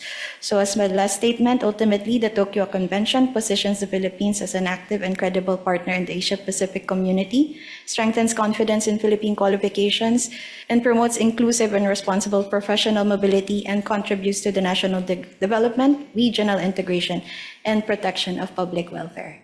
Thank you, Mr. Chair. Thank you very much for that very comprehensive explanation on the support of this measure. May we get a copy of that also, that will help me in our discussions in plenary? Yes, and, Mr. to Chair. sponsor the measure. We will send together with the DOLE's position paper. Thank you. Thank you very much on that. Maraming salamat. So, of course, with the explanation of the chairperson, Agrupis, and the members of the PRC, Attorney Melissa, it's very clear how important this measure is. No?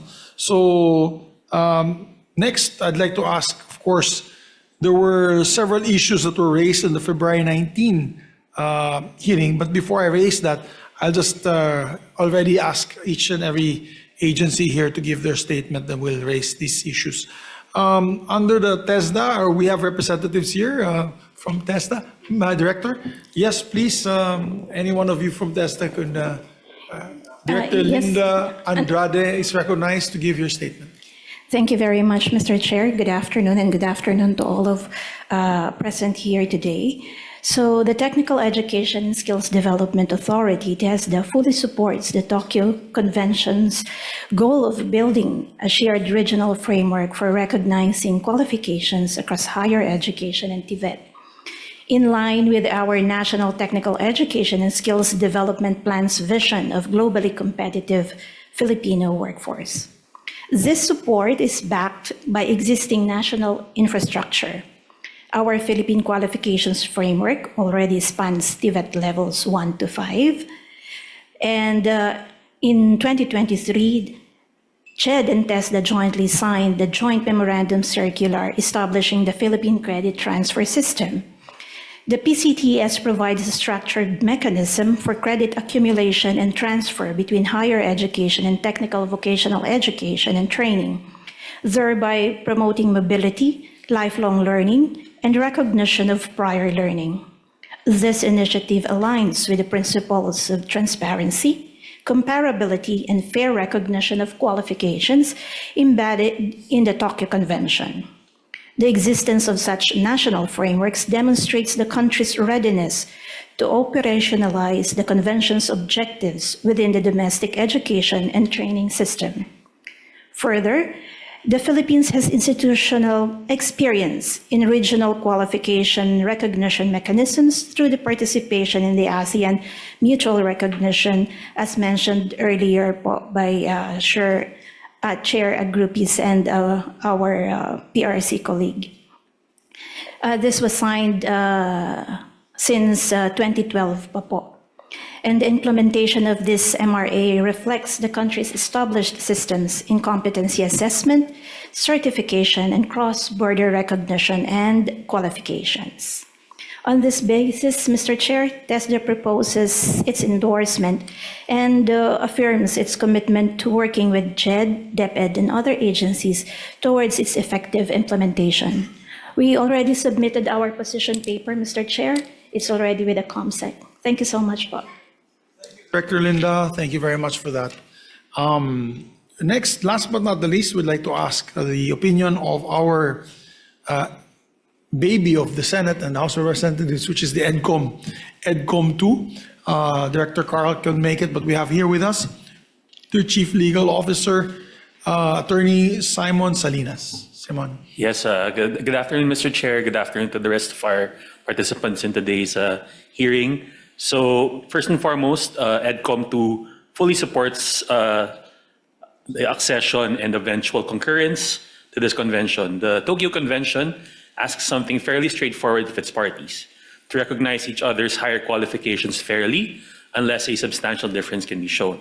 So for millions of Filipinos working, studying, and building careers abroad, we believe it is a difference between a degree that travels and one that has to be defended case by case, credential by credential. We believe it is consistent with, and in fact reinforces, the reform agenda already before this Congress that we have, finishing the qualifications framework that the law had already promised us, and making sure that credentials that we ask the world to recognize are credentials that we can vouch for ourselves. So with that, we would also just like to request, when the committee fully makes explicit in its report, that should concurrence proceed, it should be alongside with our enforcement and collaboration against diploma mills and unauthorized programs, and of course, alongside a funded and clearly designated lead agency for the National Information Center, which is a requisite of this treaty. And I believe that the Commission on Higher Education has been ably able to provide and supplement this. But we believe that recognition abroad is only as strong as the quality assurance that we build here at home. But rest assured that, as in the previous hearing in February, and as for previously submitted position, that the Commission fully supports the passage of this treaty, the support concurrence for this treaty, and we stand ready to support its implementation, continue monitoring as well going forward. Thank you, Mr. Chair. Thank you, Attorney, very much for that. And just some of the points that were raised during the February 19 hearing when Senator Erwin Tulfo was the chairman of the committee. Chairperson Agrupis, so basically because of this convention, we will be the National Information Center, is that correct? It says here that CHED will serve as the National Information Center as part of the I think functions, or when we approve this treaty, that's part of the functions of the CHED. Are we ready to do that? I believe there are questions on your manpower and your readiness to be able to be head of the National Information Center. Thank you, Mr. Chair. Yeah, in fact, yes, it is true that the number of manpower is a challenge even without this Tokyo Convention. It's really a big challenge in the Commission on Higher Education when it comes to manpower. Again, I reiterate, we manage more than 2,300 higher education institutions, and yet we only have barely less than 800 employees across the Philippines. But this is necessity, Mr. Chair. That's why when it comes to the National Information Center, we are not starting from zero. The National Information Center will be the portal where all member countries and the partner universities will upload the qualification. Our Philippine qualification framework will be uploaded, so it will provide a framework for easy harmonization and accreditation of academic credits from one university to another. So, kaya. Simple lang, ma'am, madam. Parang impeachment lang to. Yes or no? Kaya ba natin maging National Information Center, and you're taking steps to make it happen? Kaya po natin, at mas kaya natin the most efficient way kung dadagdagan po ng pondo para sa tao. Very good. Okay, sana nandito si Senator JV. Now, what we'll mention to Senator JV Ejercito, of course, if you're going to be hosting the National Information Center. Also, there were questions on the institutional and operational readiness raised by EDCOM the last time. So, again, kaya ba natin? Do we have the institutional and operational readiness once we ratify this Tokyo Convention? Yes, Mr. Chair. As part of my presentation in partnership with UNESCO, we shall be having a training for the National Information Center. This is scheduled September 30 to October 1, Mr. Chair. Speakers will be coming from UNESCO and experts from the Asia Pacific region. On the issue, yan ang gusto ko. Ako, I don't like looking for problems. I like looking for solutions. So basta sinabi mo, kaya natin gawin natin. Di ba, ma'am? So we will support you. We will support you there. Please, trust us. Yes, I trust the CHED and all the agencies here that will push for this. Also, yung issue on diploma mills, madam, that is a big problem always with because I think now that we'll be part of the Tokyo Convention, we have to be stricter with this said diploma mills, or else, because we'll be recognized, correct me if I'm wrong, we'll be recognized all over the world, right? As this treaty will now put us in the educational map. Therefore, garbage in, garbage out. Pag may lalabas tayo mga diploma mill graduates, or we recognize diploma mills, it will tarnish the image of the Philippines as a signatory to this convention. What are the steps taken already by CHED? Have you doubled up on the curtailment of this, weeding out of these diploma mills? Yes, Mr. Chair, that is one of the major pain points in higher education, and this is making the present chairmanship of CHED unpopular. But we already launched the CHED Tanaw, where we already put every information of the university, the degree offering, compliant universities, compliant program, which serve as a portal for all learners to check whether the program that they are enrolling is compliant or not. So we also launched in the Teacher Education Council, we also launched the higher education teacher program inventory, because most of the diploma mill is lodged in the teacher education, which we are currently solving. Thank you for that, Madam Chairperson. You have to be really strict when it comes to that. You know, we're lagging behind in education in all sectors, in all ranking. So we really have to prove to ourselves more than the world. We have to prove to ourselves that we are churning out quality education and quality educators. So as you are the government agency in charge to police quality education and educators, your position is not a popular one, definitely. It's not pang senador. Hindi yan pang elected official. Ito ay talagang regulator. And we look up to you, and we need you get your guidance, and we need to support you in this measure to weed out diploma mills and to weed out I'm looking for the right diplomatic, yung,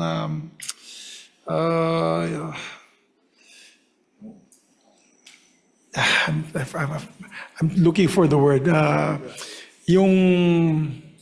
it'll come to me. But definitely, we look up to you as a regulator to make sure that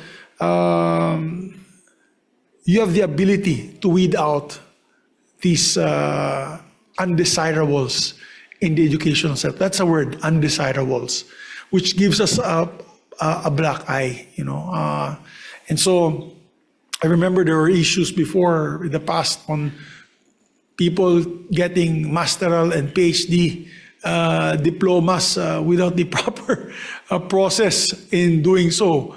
Ika nga, parang recto lang pag hindi CS recto. Parang sa recto lang galing yung mga diploma. And that's going to give us a black eye in this on the signatories of this convention. So we support you on that, Madam. Be firm. Huwag kayong matakot. Pag inaaway kayo ng ibang agency, di lumapit kayo sa amin. Di pagalitan din namin sila. Not just the agencies, but I know the universities, the state colleges and universities. Because it's not popular that you're heading also all the state colleges and universities, that you have to put your foot down to make sure that they churn out quality education and teachers training. So tuloy nyo lang po yan, ma'am. Once I have that assurance from you, we can push through with this ratification. Basta kasi baka magtanong nga dun sa plenary there, alam mo naman, maraming mga very smart senators, they're going to ask me, once we sign this, are we even sure that we can provide the quality education and educators that this convention requires us to produce? I have to say, with affirmative response, with the recommendation of EDCOM 2 and PRC that is here, that we can do so. Kaya po natin, ma'am. Yes po. I just would like to add and thank the DFA. We already launched, and it is already in the eGov, the ECOB, the electronic certification and authentication. So no diploma will be authenticated by CHED without in the list of CHED already. So also the apostille, it is being spearheaded by DFA. So wala na po talaga, naka-safeguard na siya. It's just that the upcoming graduates, medyo kailangan natin maging firm and revisit our policies and guidelines. And thank you for that support, Mr. Chair. Thank you very much, Chairperson, for the answer. So, mentioned by the PRC earlier also, this is cross-border practice, di ba? So this will help us also once we're party to this convention and we have the qualifications in place, all the safeguards in place. Does it make it easier for our professionals to do cross-border participation practice? Mr. Chair, based on our stakeholder consultations in the past, one of their concerns really all and most of the time is the education certificates. And they would say that one delay that causes them is the producing of education certificates up to the level of high school. So with this, what's this recognition, perhaps through the Tokyo Convention, this may, in a way, safeguard or at least give that confidence to our partners that in the Philippines we produce qualified or international quality levels and up to the standards that is necessary, and perhaps may give that sense of comfort to give that kind of recognition as facilitative recognition for our Filipino professionals. And that happens a lot in the Middle East, for example. So that is why we really emphasize on cross-border practice, because it always, the education part is always a hand-in-hand towards their professional qualification as well, in their evaluation of their work permits, as well as their request for visas, for example. So these are things that will definitely assist our professionals. And sorry, Mr. Chair, Yes, just please. to emphasize that we are really a professional services sending country. It's more of outbound rather than inbound. This is something that will definitely help our OFWs. Thank you. That's very good to hear. That's very good to hear. And also, dapat yung CHED and TESDA, Ma'am Linda, CHED and TESDA should also be coordinating with each other because apparently TESDA is also part of this program, right? So again, garbage in, garbage out. We have to make sure that our TESDA graduates will qualify with the requirements stated upon by this convention. Yes, Mr. Chair, if I may respond. Yeah. Yes, Mr. Chair, I can.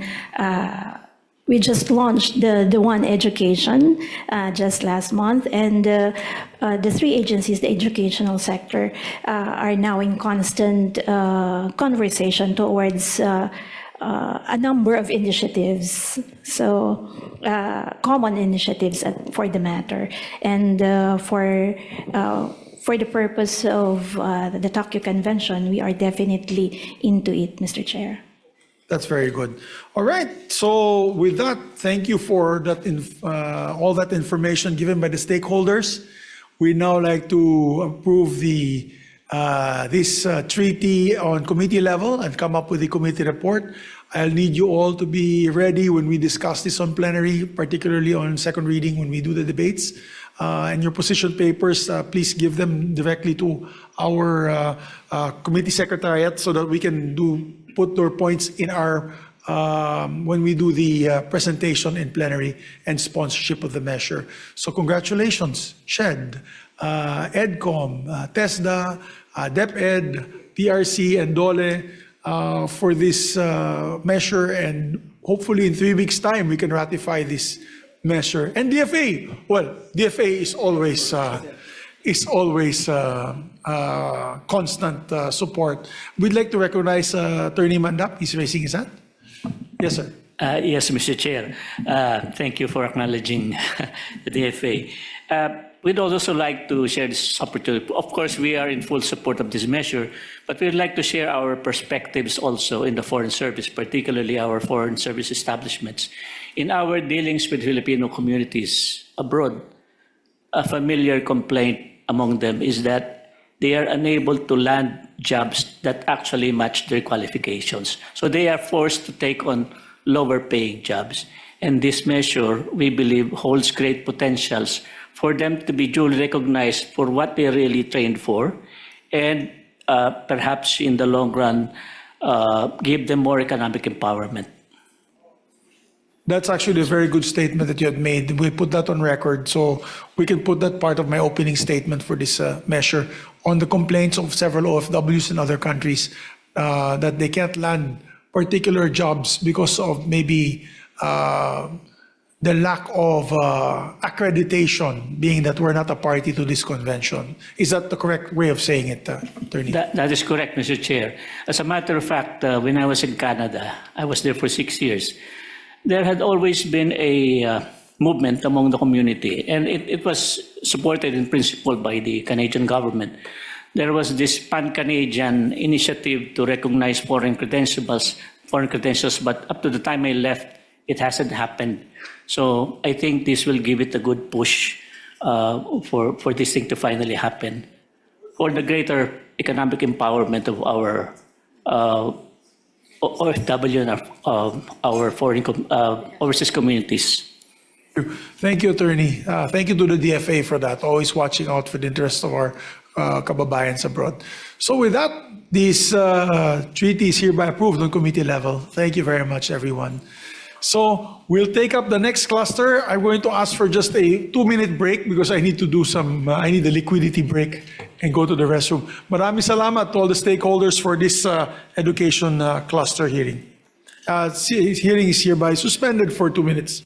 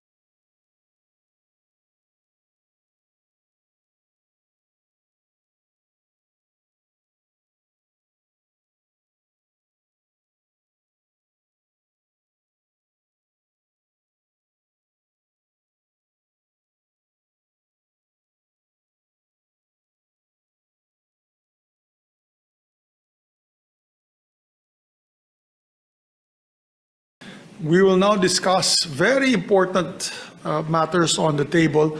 This is the cluster on extradition. And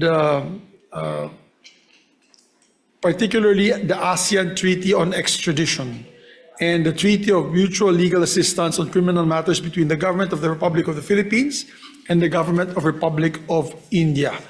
What is particularly very important, my dear colleagues and my dear friends, is the ASEAN Treaty on Extradition, being that we are the host of the ASEAN this year, and there's going to be a lot of events this coming November. It would be good that the President can make that announcement once we ratify this measure, that we are complied with these treaty requirements. But of course, I need to get it from the DOJ and all the stakeholders on their position on this particular matter. So we'd like to start off, of course, may we get a short statement from the DFA?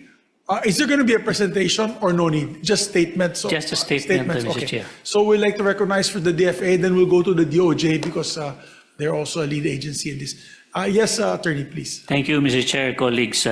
By way of a brief introduction, let me just mention the following.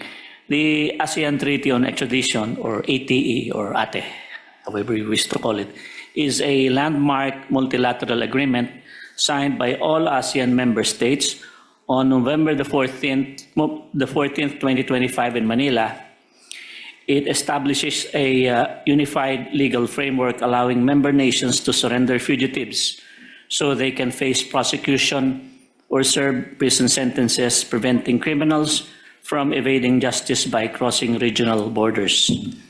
The ASEAN Treaty on Extradition was signed in Manila, as I mentioned, and on April the 30th, 2026, the instrument of ratification signed by the President was transmitted to the Senate of the 20th Congress for its concurrence. The treaty seeks to, number one, strengthen the region's capability to fight or prevent crime, or intensify law enforcement through a mechanism to extradite criminal suspects or convicted criminals hiding behind international borders or escaping to foreign jurisdictions. Second, to enable ASEAN member states, or AMS, to effect the extradition of individuals for the purpose of prosecution, sentencing, or enforcement of sentence imposed from other AMSs where those individuals may be located.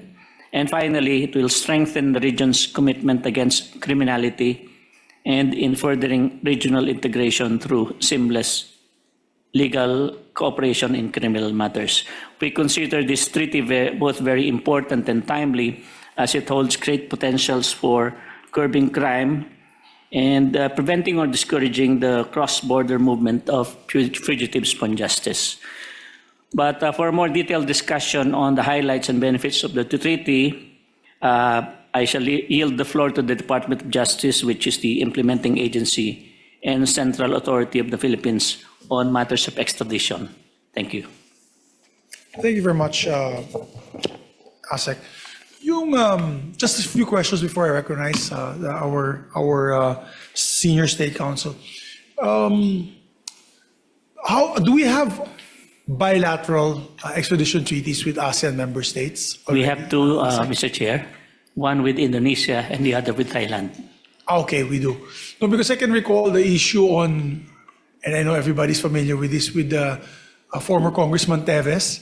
He was hiding for a long time in ASEAN member countries, and then eventually he ended up in Timor-Leste. And it was actually the political will at that time of Secretary Boying Remulla that basically, through the initiative of the President, saying that, and I did talk to Secretary Lazaro about it in the back when we were having a meeting prior to our hearing, that basically it was telling Timor-Leste, we will object to your membership on the ASEAN if you don't help us with this fugitive.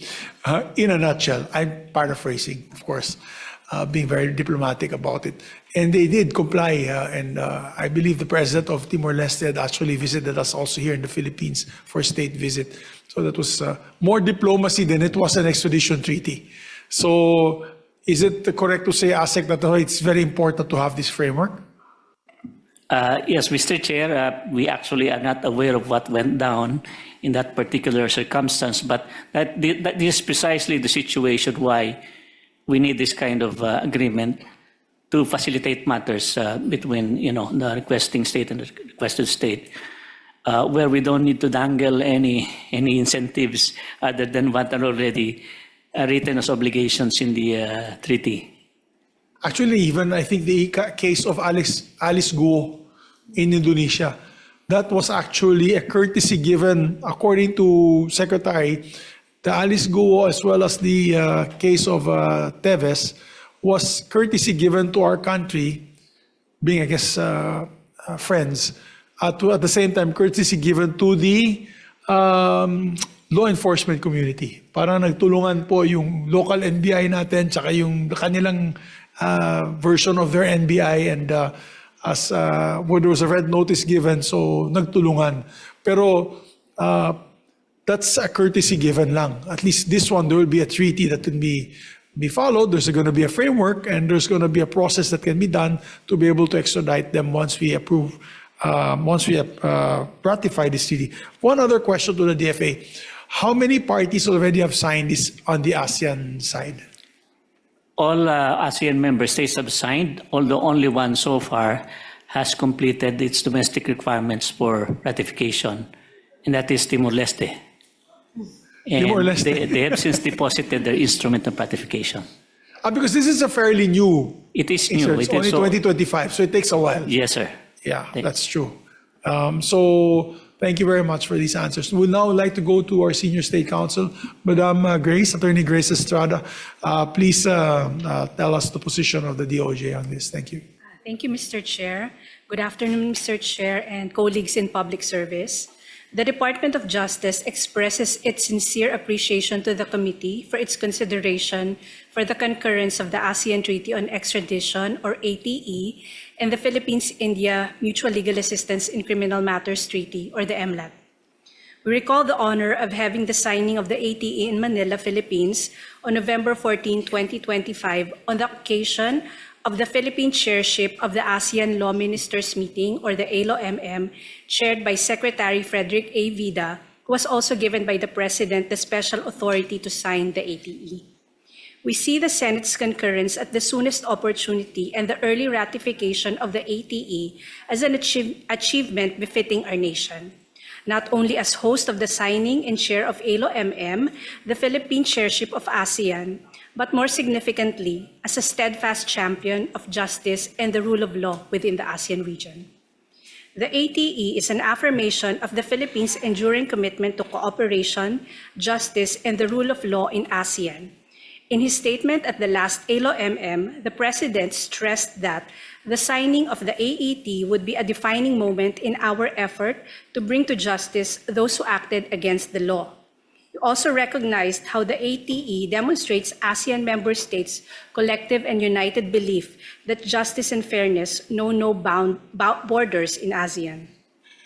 At present, the Philippines maintains bilateral extradition treaties with only 2 ASEAN member states, Indonesia and Thailand. The effectivity of the ATE will upgrade these treaties by moving from a list-based approach to conduct-based approach, while extending and benefiting from the same extradition cooperation to 9 additional ASEAN member states. Currently, the Philippines has extradition treaties in force with 13 states. Once the ATE comes into force in effect, the Philippines will be able to extradite and request extradition from 8 more states, or a total of 21 states. The provision of the ATE are consistent with Presidential Decree Number 1069, or the Philippine Extradition Law. Its provisions are likewise standard and present in our modern bilateral extradition treaties. Among its key provisions are the following: definition of extraditable offense, accessory extradition, grounds for refusal, discretion to refuse extradition of nationals, provisional arrest in urgent cases, concurrent requests for extradition, simplified extradition or voluntary surrender, postponed or temporary surrender, dispute settlement through consultation, and the treaty is not subject to reservation by any ASEAN member state. Once in force, the ATE will enable each ASEAN member state to request the extradition of nationals of individuals located in another member state for purposes of prosecution, sentencing, or the enforcement of an imposed sentence. Given ASEAN's increasing mobile population and porous borders, as well the intensification of transnational crimes, the ATE will meaningfully extend the reach of our justice systems across the region and reinforce ASEAN's shared commitment to provide no safe haven for criminals. This treaty will elevate and modernize the legal cooperation among ASEAN member states. It is hoped that the Senate's swift concurrence to this historic text, the Philippines would be uniquely positioned as a stalwart of advanced legal cooperation, justice, and rule of law within ASEAN. As for the Philippines-India Mutual Legal Assistance in Criminal Matters Treaty, the treaty envisions a framework for the widest measure of providing legal assistance in the sharing of evidence and information, and empowering us to jointly address the complexities posed by the evolving forms of criminal activity that transcends our country's borders. We have an extradition treaty with India, which was concurred in by the Senate in 2014. These two treaties highlights the Philippines and India's shared goal to combat transnational crimes, intensify the effectiveness of criminal investigations and prosecution, and ensure the proper administration of justice. The Philippines has 9 bilateral and 1 regional MLAT, the ASEAN MLAT, currently in force. Once the Philippines-India MLAT is in force, the Philippines would be able to make and execute requests for legal assistance in criminal matters with 20 countries. Again, thank you, Mr. Chair, for your consideration and support for the early concurrence for the ratification of the ATE and the Philippines-India MLAT. Thank you. Thank you, Attorney, our Senior State Counsel. Rest assured that we'll be acting on this immediately, hopefully before the month's end of September, where this will be ratified, maybe middle of September, as a regalo po namin sa inyo, sa DOJ. And I just had some few questions now. Do we have any bilateral, do we have any agreements on this particular treaties on extradition with any European nation or EU? Parang wala pa, no? Baka siguro certain countries lang? We have an extradition treaty with Spain and UK and Switzerland. No, because I asked this because we're in the midst of doing the FTA with EU. So it would be good also that if, I do not know if the EU acts on extradition as a member, as a union, or as independent countries. I'm not sure if we can actually do that. Because it's actually a deterrence. And I think our members of the DOJ know that if there's an extradition treaty between a particular country, hindi na sila tatago dito sa atin sa Pilipinas. Maraming nagtatago dito. I remember, because I'm from Northern Mindanao, I'm from Bukidnon. I remember there was a international wanted criminal for sex trafficking was caught in Camiguin. In Camiguin, the beautiful island of Camiguin, which I love myself personally. In certain areas, I think, of Northern Mindanao, may nahuli din. So, and some areas of the Visayas, maraming foreigners na nakatira dito. They marry locals and they integrate. So it is a big, correct me if I'm wrong, Senior State Counsel, it's a big deterrence that they know that there's an extradition treaty between, if they do a criminal activity in their country, and they know that our country has an extradition treaty, I don't think they'll probably think twice hiding in the Philippines, because knowing fully well that if they're apprehended by the authorities, they will be extradited back to the country that they committed a crime. Is that correct, Attorney? You are correct, Mr. Chair. That's safe to say it's a deterrence talaga. It's a deterrence. So I have the list, the 14 bilateral extradition treaties. You're correct. It's Spain, although United Kingdom and Switzerland's not part of the EU. So it's a EU, Spain lang, no? Okay. Wala sa France. Maraming nakabisita yata sa France na yun. Masarap sa France. Anyway, so as I would just like to mention, it's Australia, Canada, China, Hong Kong, India, Indonesia, Korea, South Korea, Federated States of Micronesia, Russian Federation, Spain, Switzerland, Thailand, United Kingdom, and the United States. Right now, in the ASEAN context, only Indonesia and Thailand are covered by bilateral extradition treaties. Okay, so thank you for that position on the DOJ. Anyone else from the DOJ would like to make any comments, or okay na po yung ating senior state counselor? Thank you very much to the DOJ. You have our full support, ma'am. Please give my best to Secretary Vida also. And we'd now like to ask the other agencies from the NBI. Meron po tayong taga-NBI. Madam, kamusta na po si Director Matibag? Okay naman. Yeah, kaibigan ko yan. He's a good friend of mine. Yes. Please give my regards. Your position po on this issue? Although we will submit, Mr. Chair, our official position paper, I'd like to read Yes, a short please. answer. The ASEAN Treaty on Extradition, ATE, represents a watershed moment for cross-border justice in Southeast Asia. From the NBI perspective, it transforms a historically divided system of bilateral agreement into a cohesive, legally binding regional framework. For the NBI and other law enforcement agencies, this treaty will be of reference, streamlining the execution of extradition requests across all member states. And this treaty equips us with strong legal tools to ensure the fugitives cannot exploit jurisdictional boundaries. Thus, the NBI, through the leadership of Director Matibag, expresses the full support to this ASEAN Treaty on Extradition. And as I mentioned earlier, Mr. Chair, we will submit our official position paper. Thank you very much on that. And I encourage more of these extradition treaties to be fast-tracked. You have our support, DFA and DOJ. So are there other major countries that we know that are fugitives hiding in, or major countries that fugitives are hiding here in the Philippines? Let's continue the discussions, and we in the Senate will support it. As chairman, if I continue to remain as your chairman the next 2 years, we can fast-track these treaty conventions, particularly on extradition.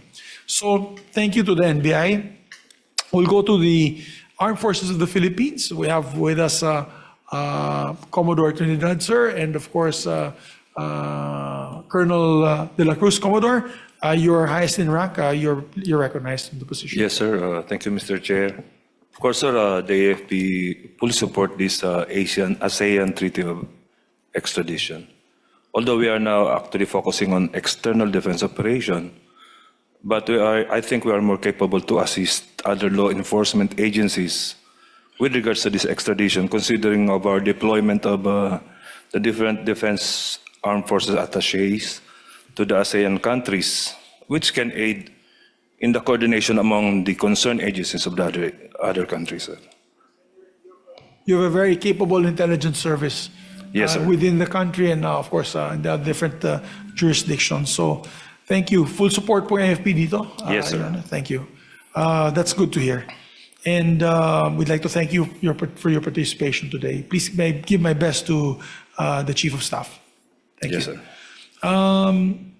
Now we'll move on to the PNP, headed by, of course, General Collado is here to give us his position. Thank you very much, Mr. Chair. As we mentioned at the first hearing, we fully support this noble endeavor of the Senate and even the DFA. And at the same time, to this effect, we will submit our official position paper once it will be signed by our Chief PNP. That's all. Thank you, sir. Thank you very much for the support to the PNP. Lalong-lalo na sa ASEAN kasi alam ko po, pag may hinahabol po kayo ng mga fugitives under the law, ang unang takbuhan nila yung neighboring boundaries natin, which is Malaysia, Indonesia.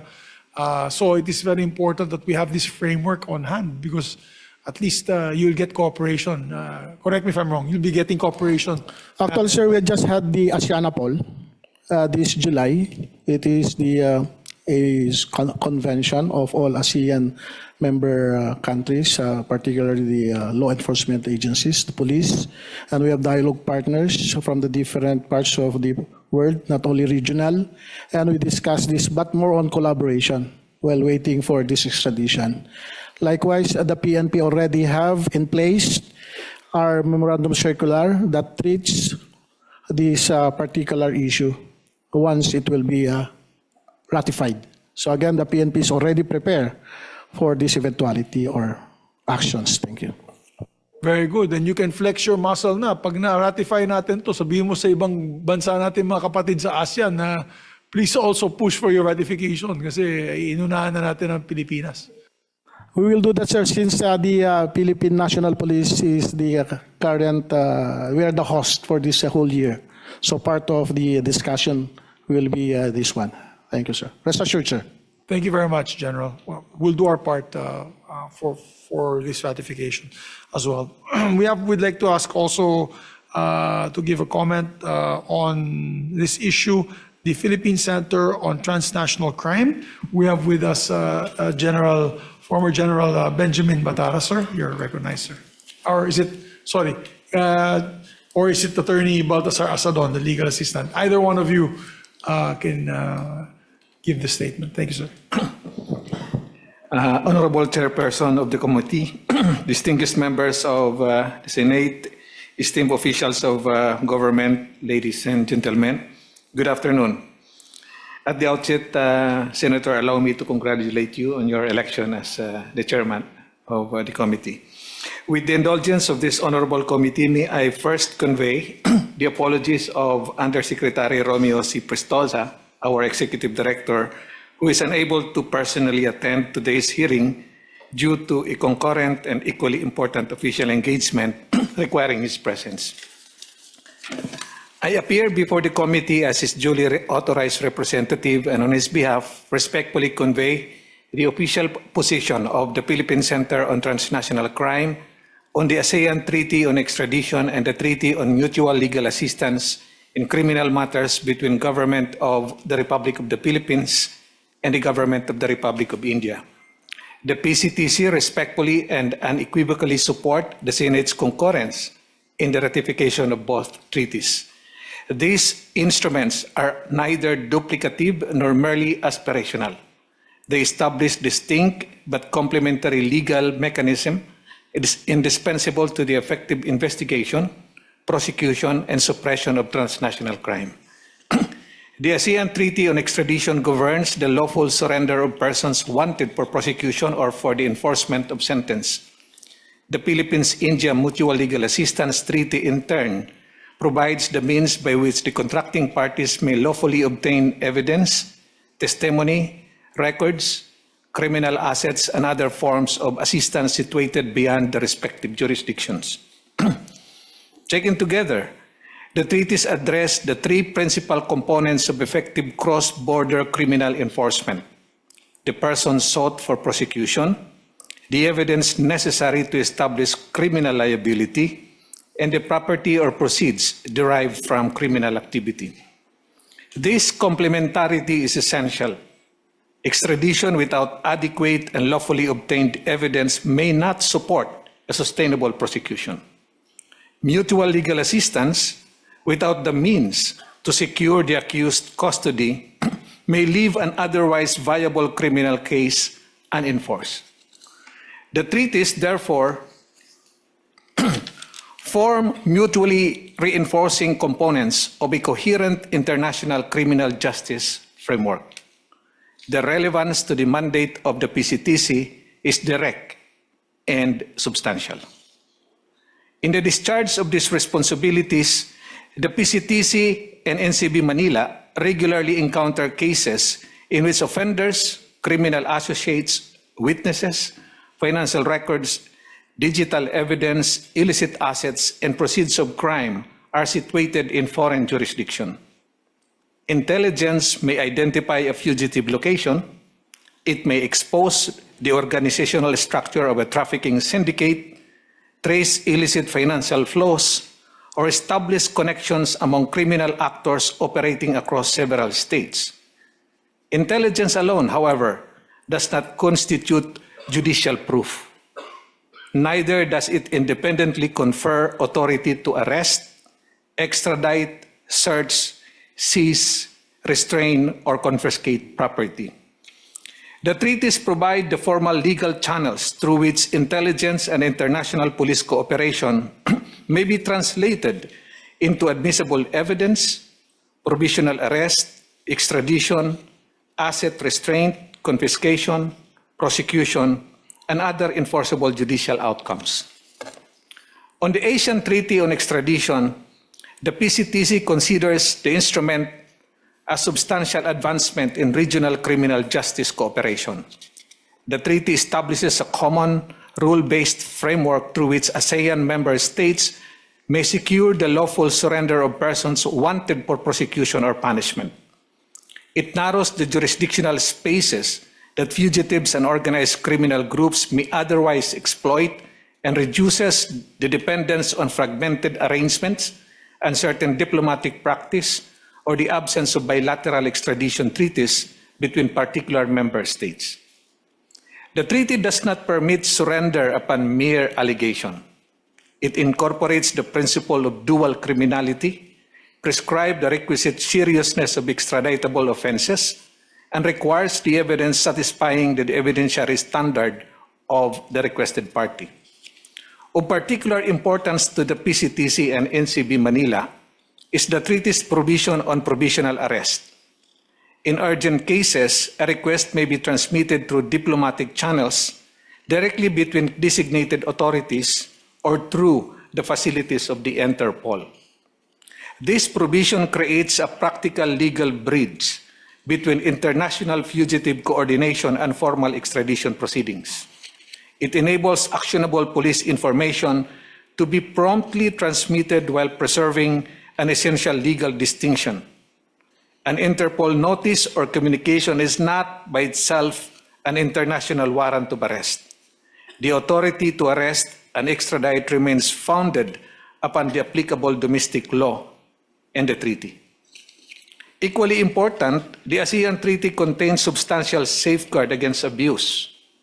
It prescribes mandatory and discretionary grounds for refusal, protects against discriminatory or politically motivated prosecution, recognizes the rule against double jeopardy, preserves minimum fair trial guarantees, and permits consideration of national security, foreign affairs, humanitarian concerns, and international obligations.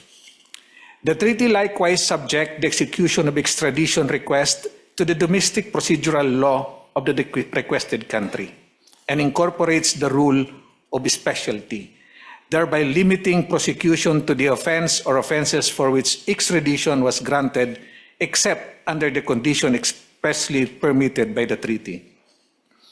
The ASEAN Treaty, therefore, does not create an unrestricted mechanism for the removal of persons. It establishes a regulated judicial process that reconciles effective law enforcement with due process, fundamental rights, domestic law, and state sovereignty. On the Philippine-India Mutual Legal Assistance Treaty, the PCTC likewise finds the instrument operationally necessary and legally sound. Transnational investigation frequently require evidence located abroad. This may include financial and corporate records, digital evidence, witness testimony, communications data, banking information, criminal assets, instrumentalities, and other materials necessary to establish criminal liability. Without a formal legal mechanism for obtaining such evidence, even a well-developed investigation may fail to satisfy the evidentiary and procedural requirement for prosecution.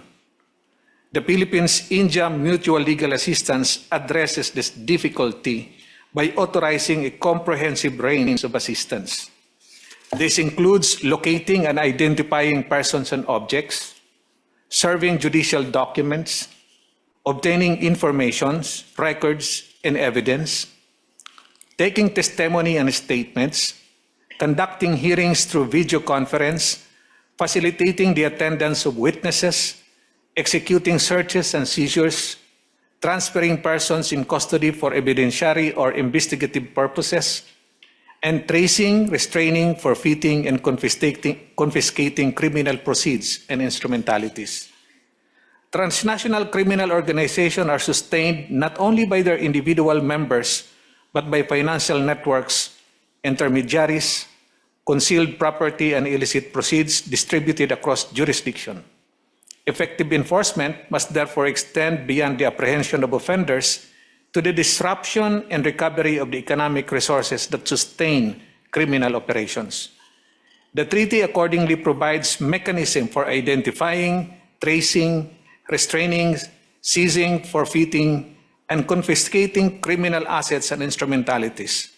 It addresses funds intended for terrorism and other transnational organized crimes, the return of assets and embezzled public funds, and in appropriate cases, the sharing of confiscated property.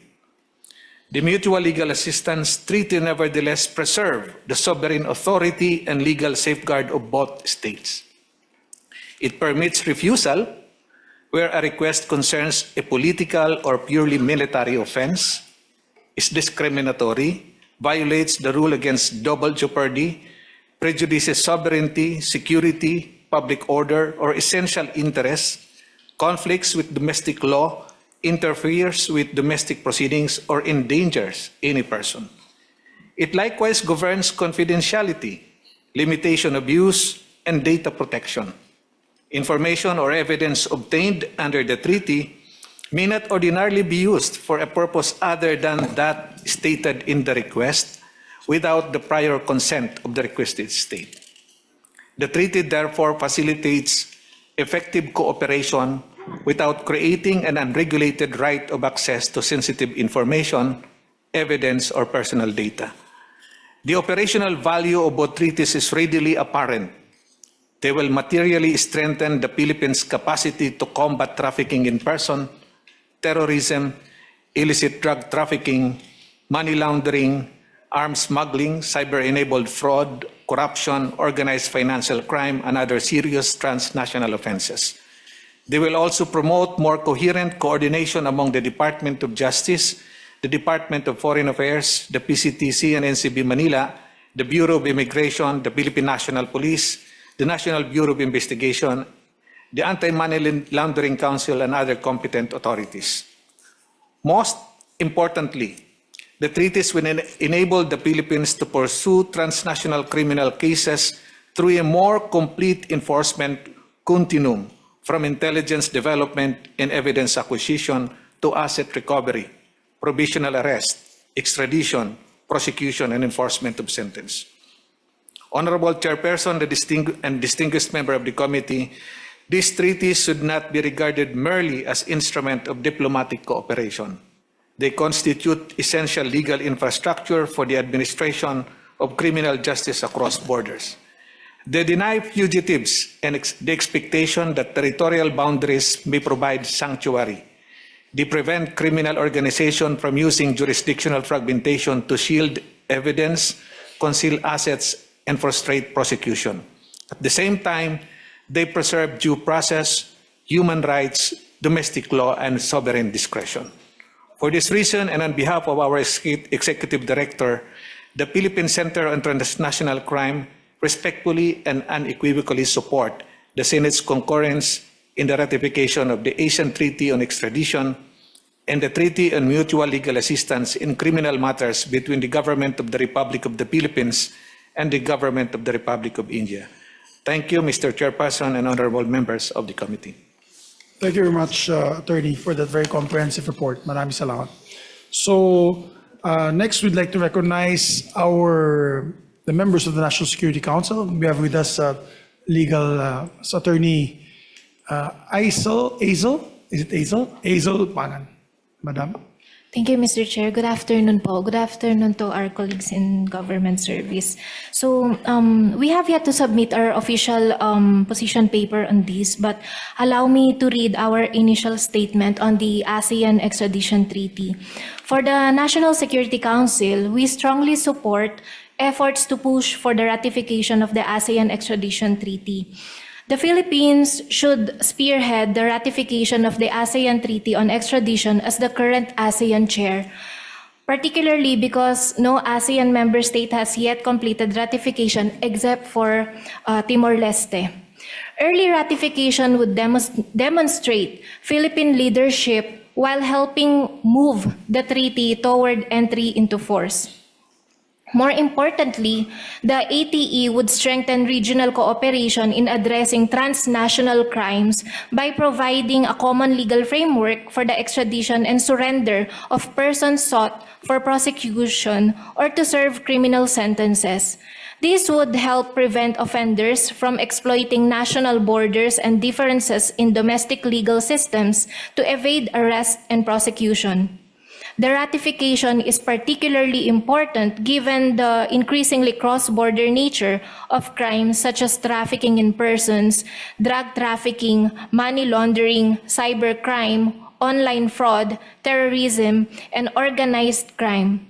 For the Philippines, the ATE would significantly expand the legal mechanisms available to secure fugitives located in other ASEAN jurisdictions, beyond its existing bilateral extradition arrangements with Indonesia and Thailand.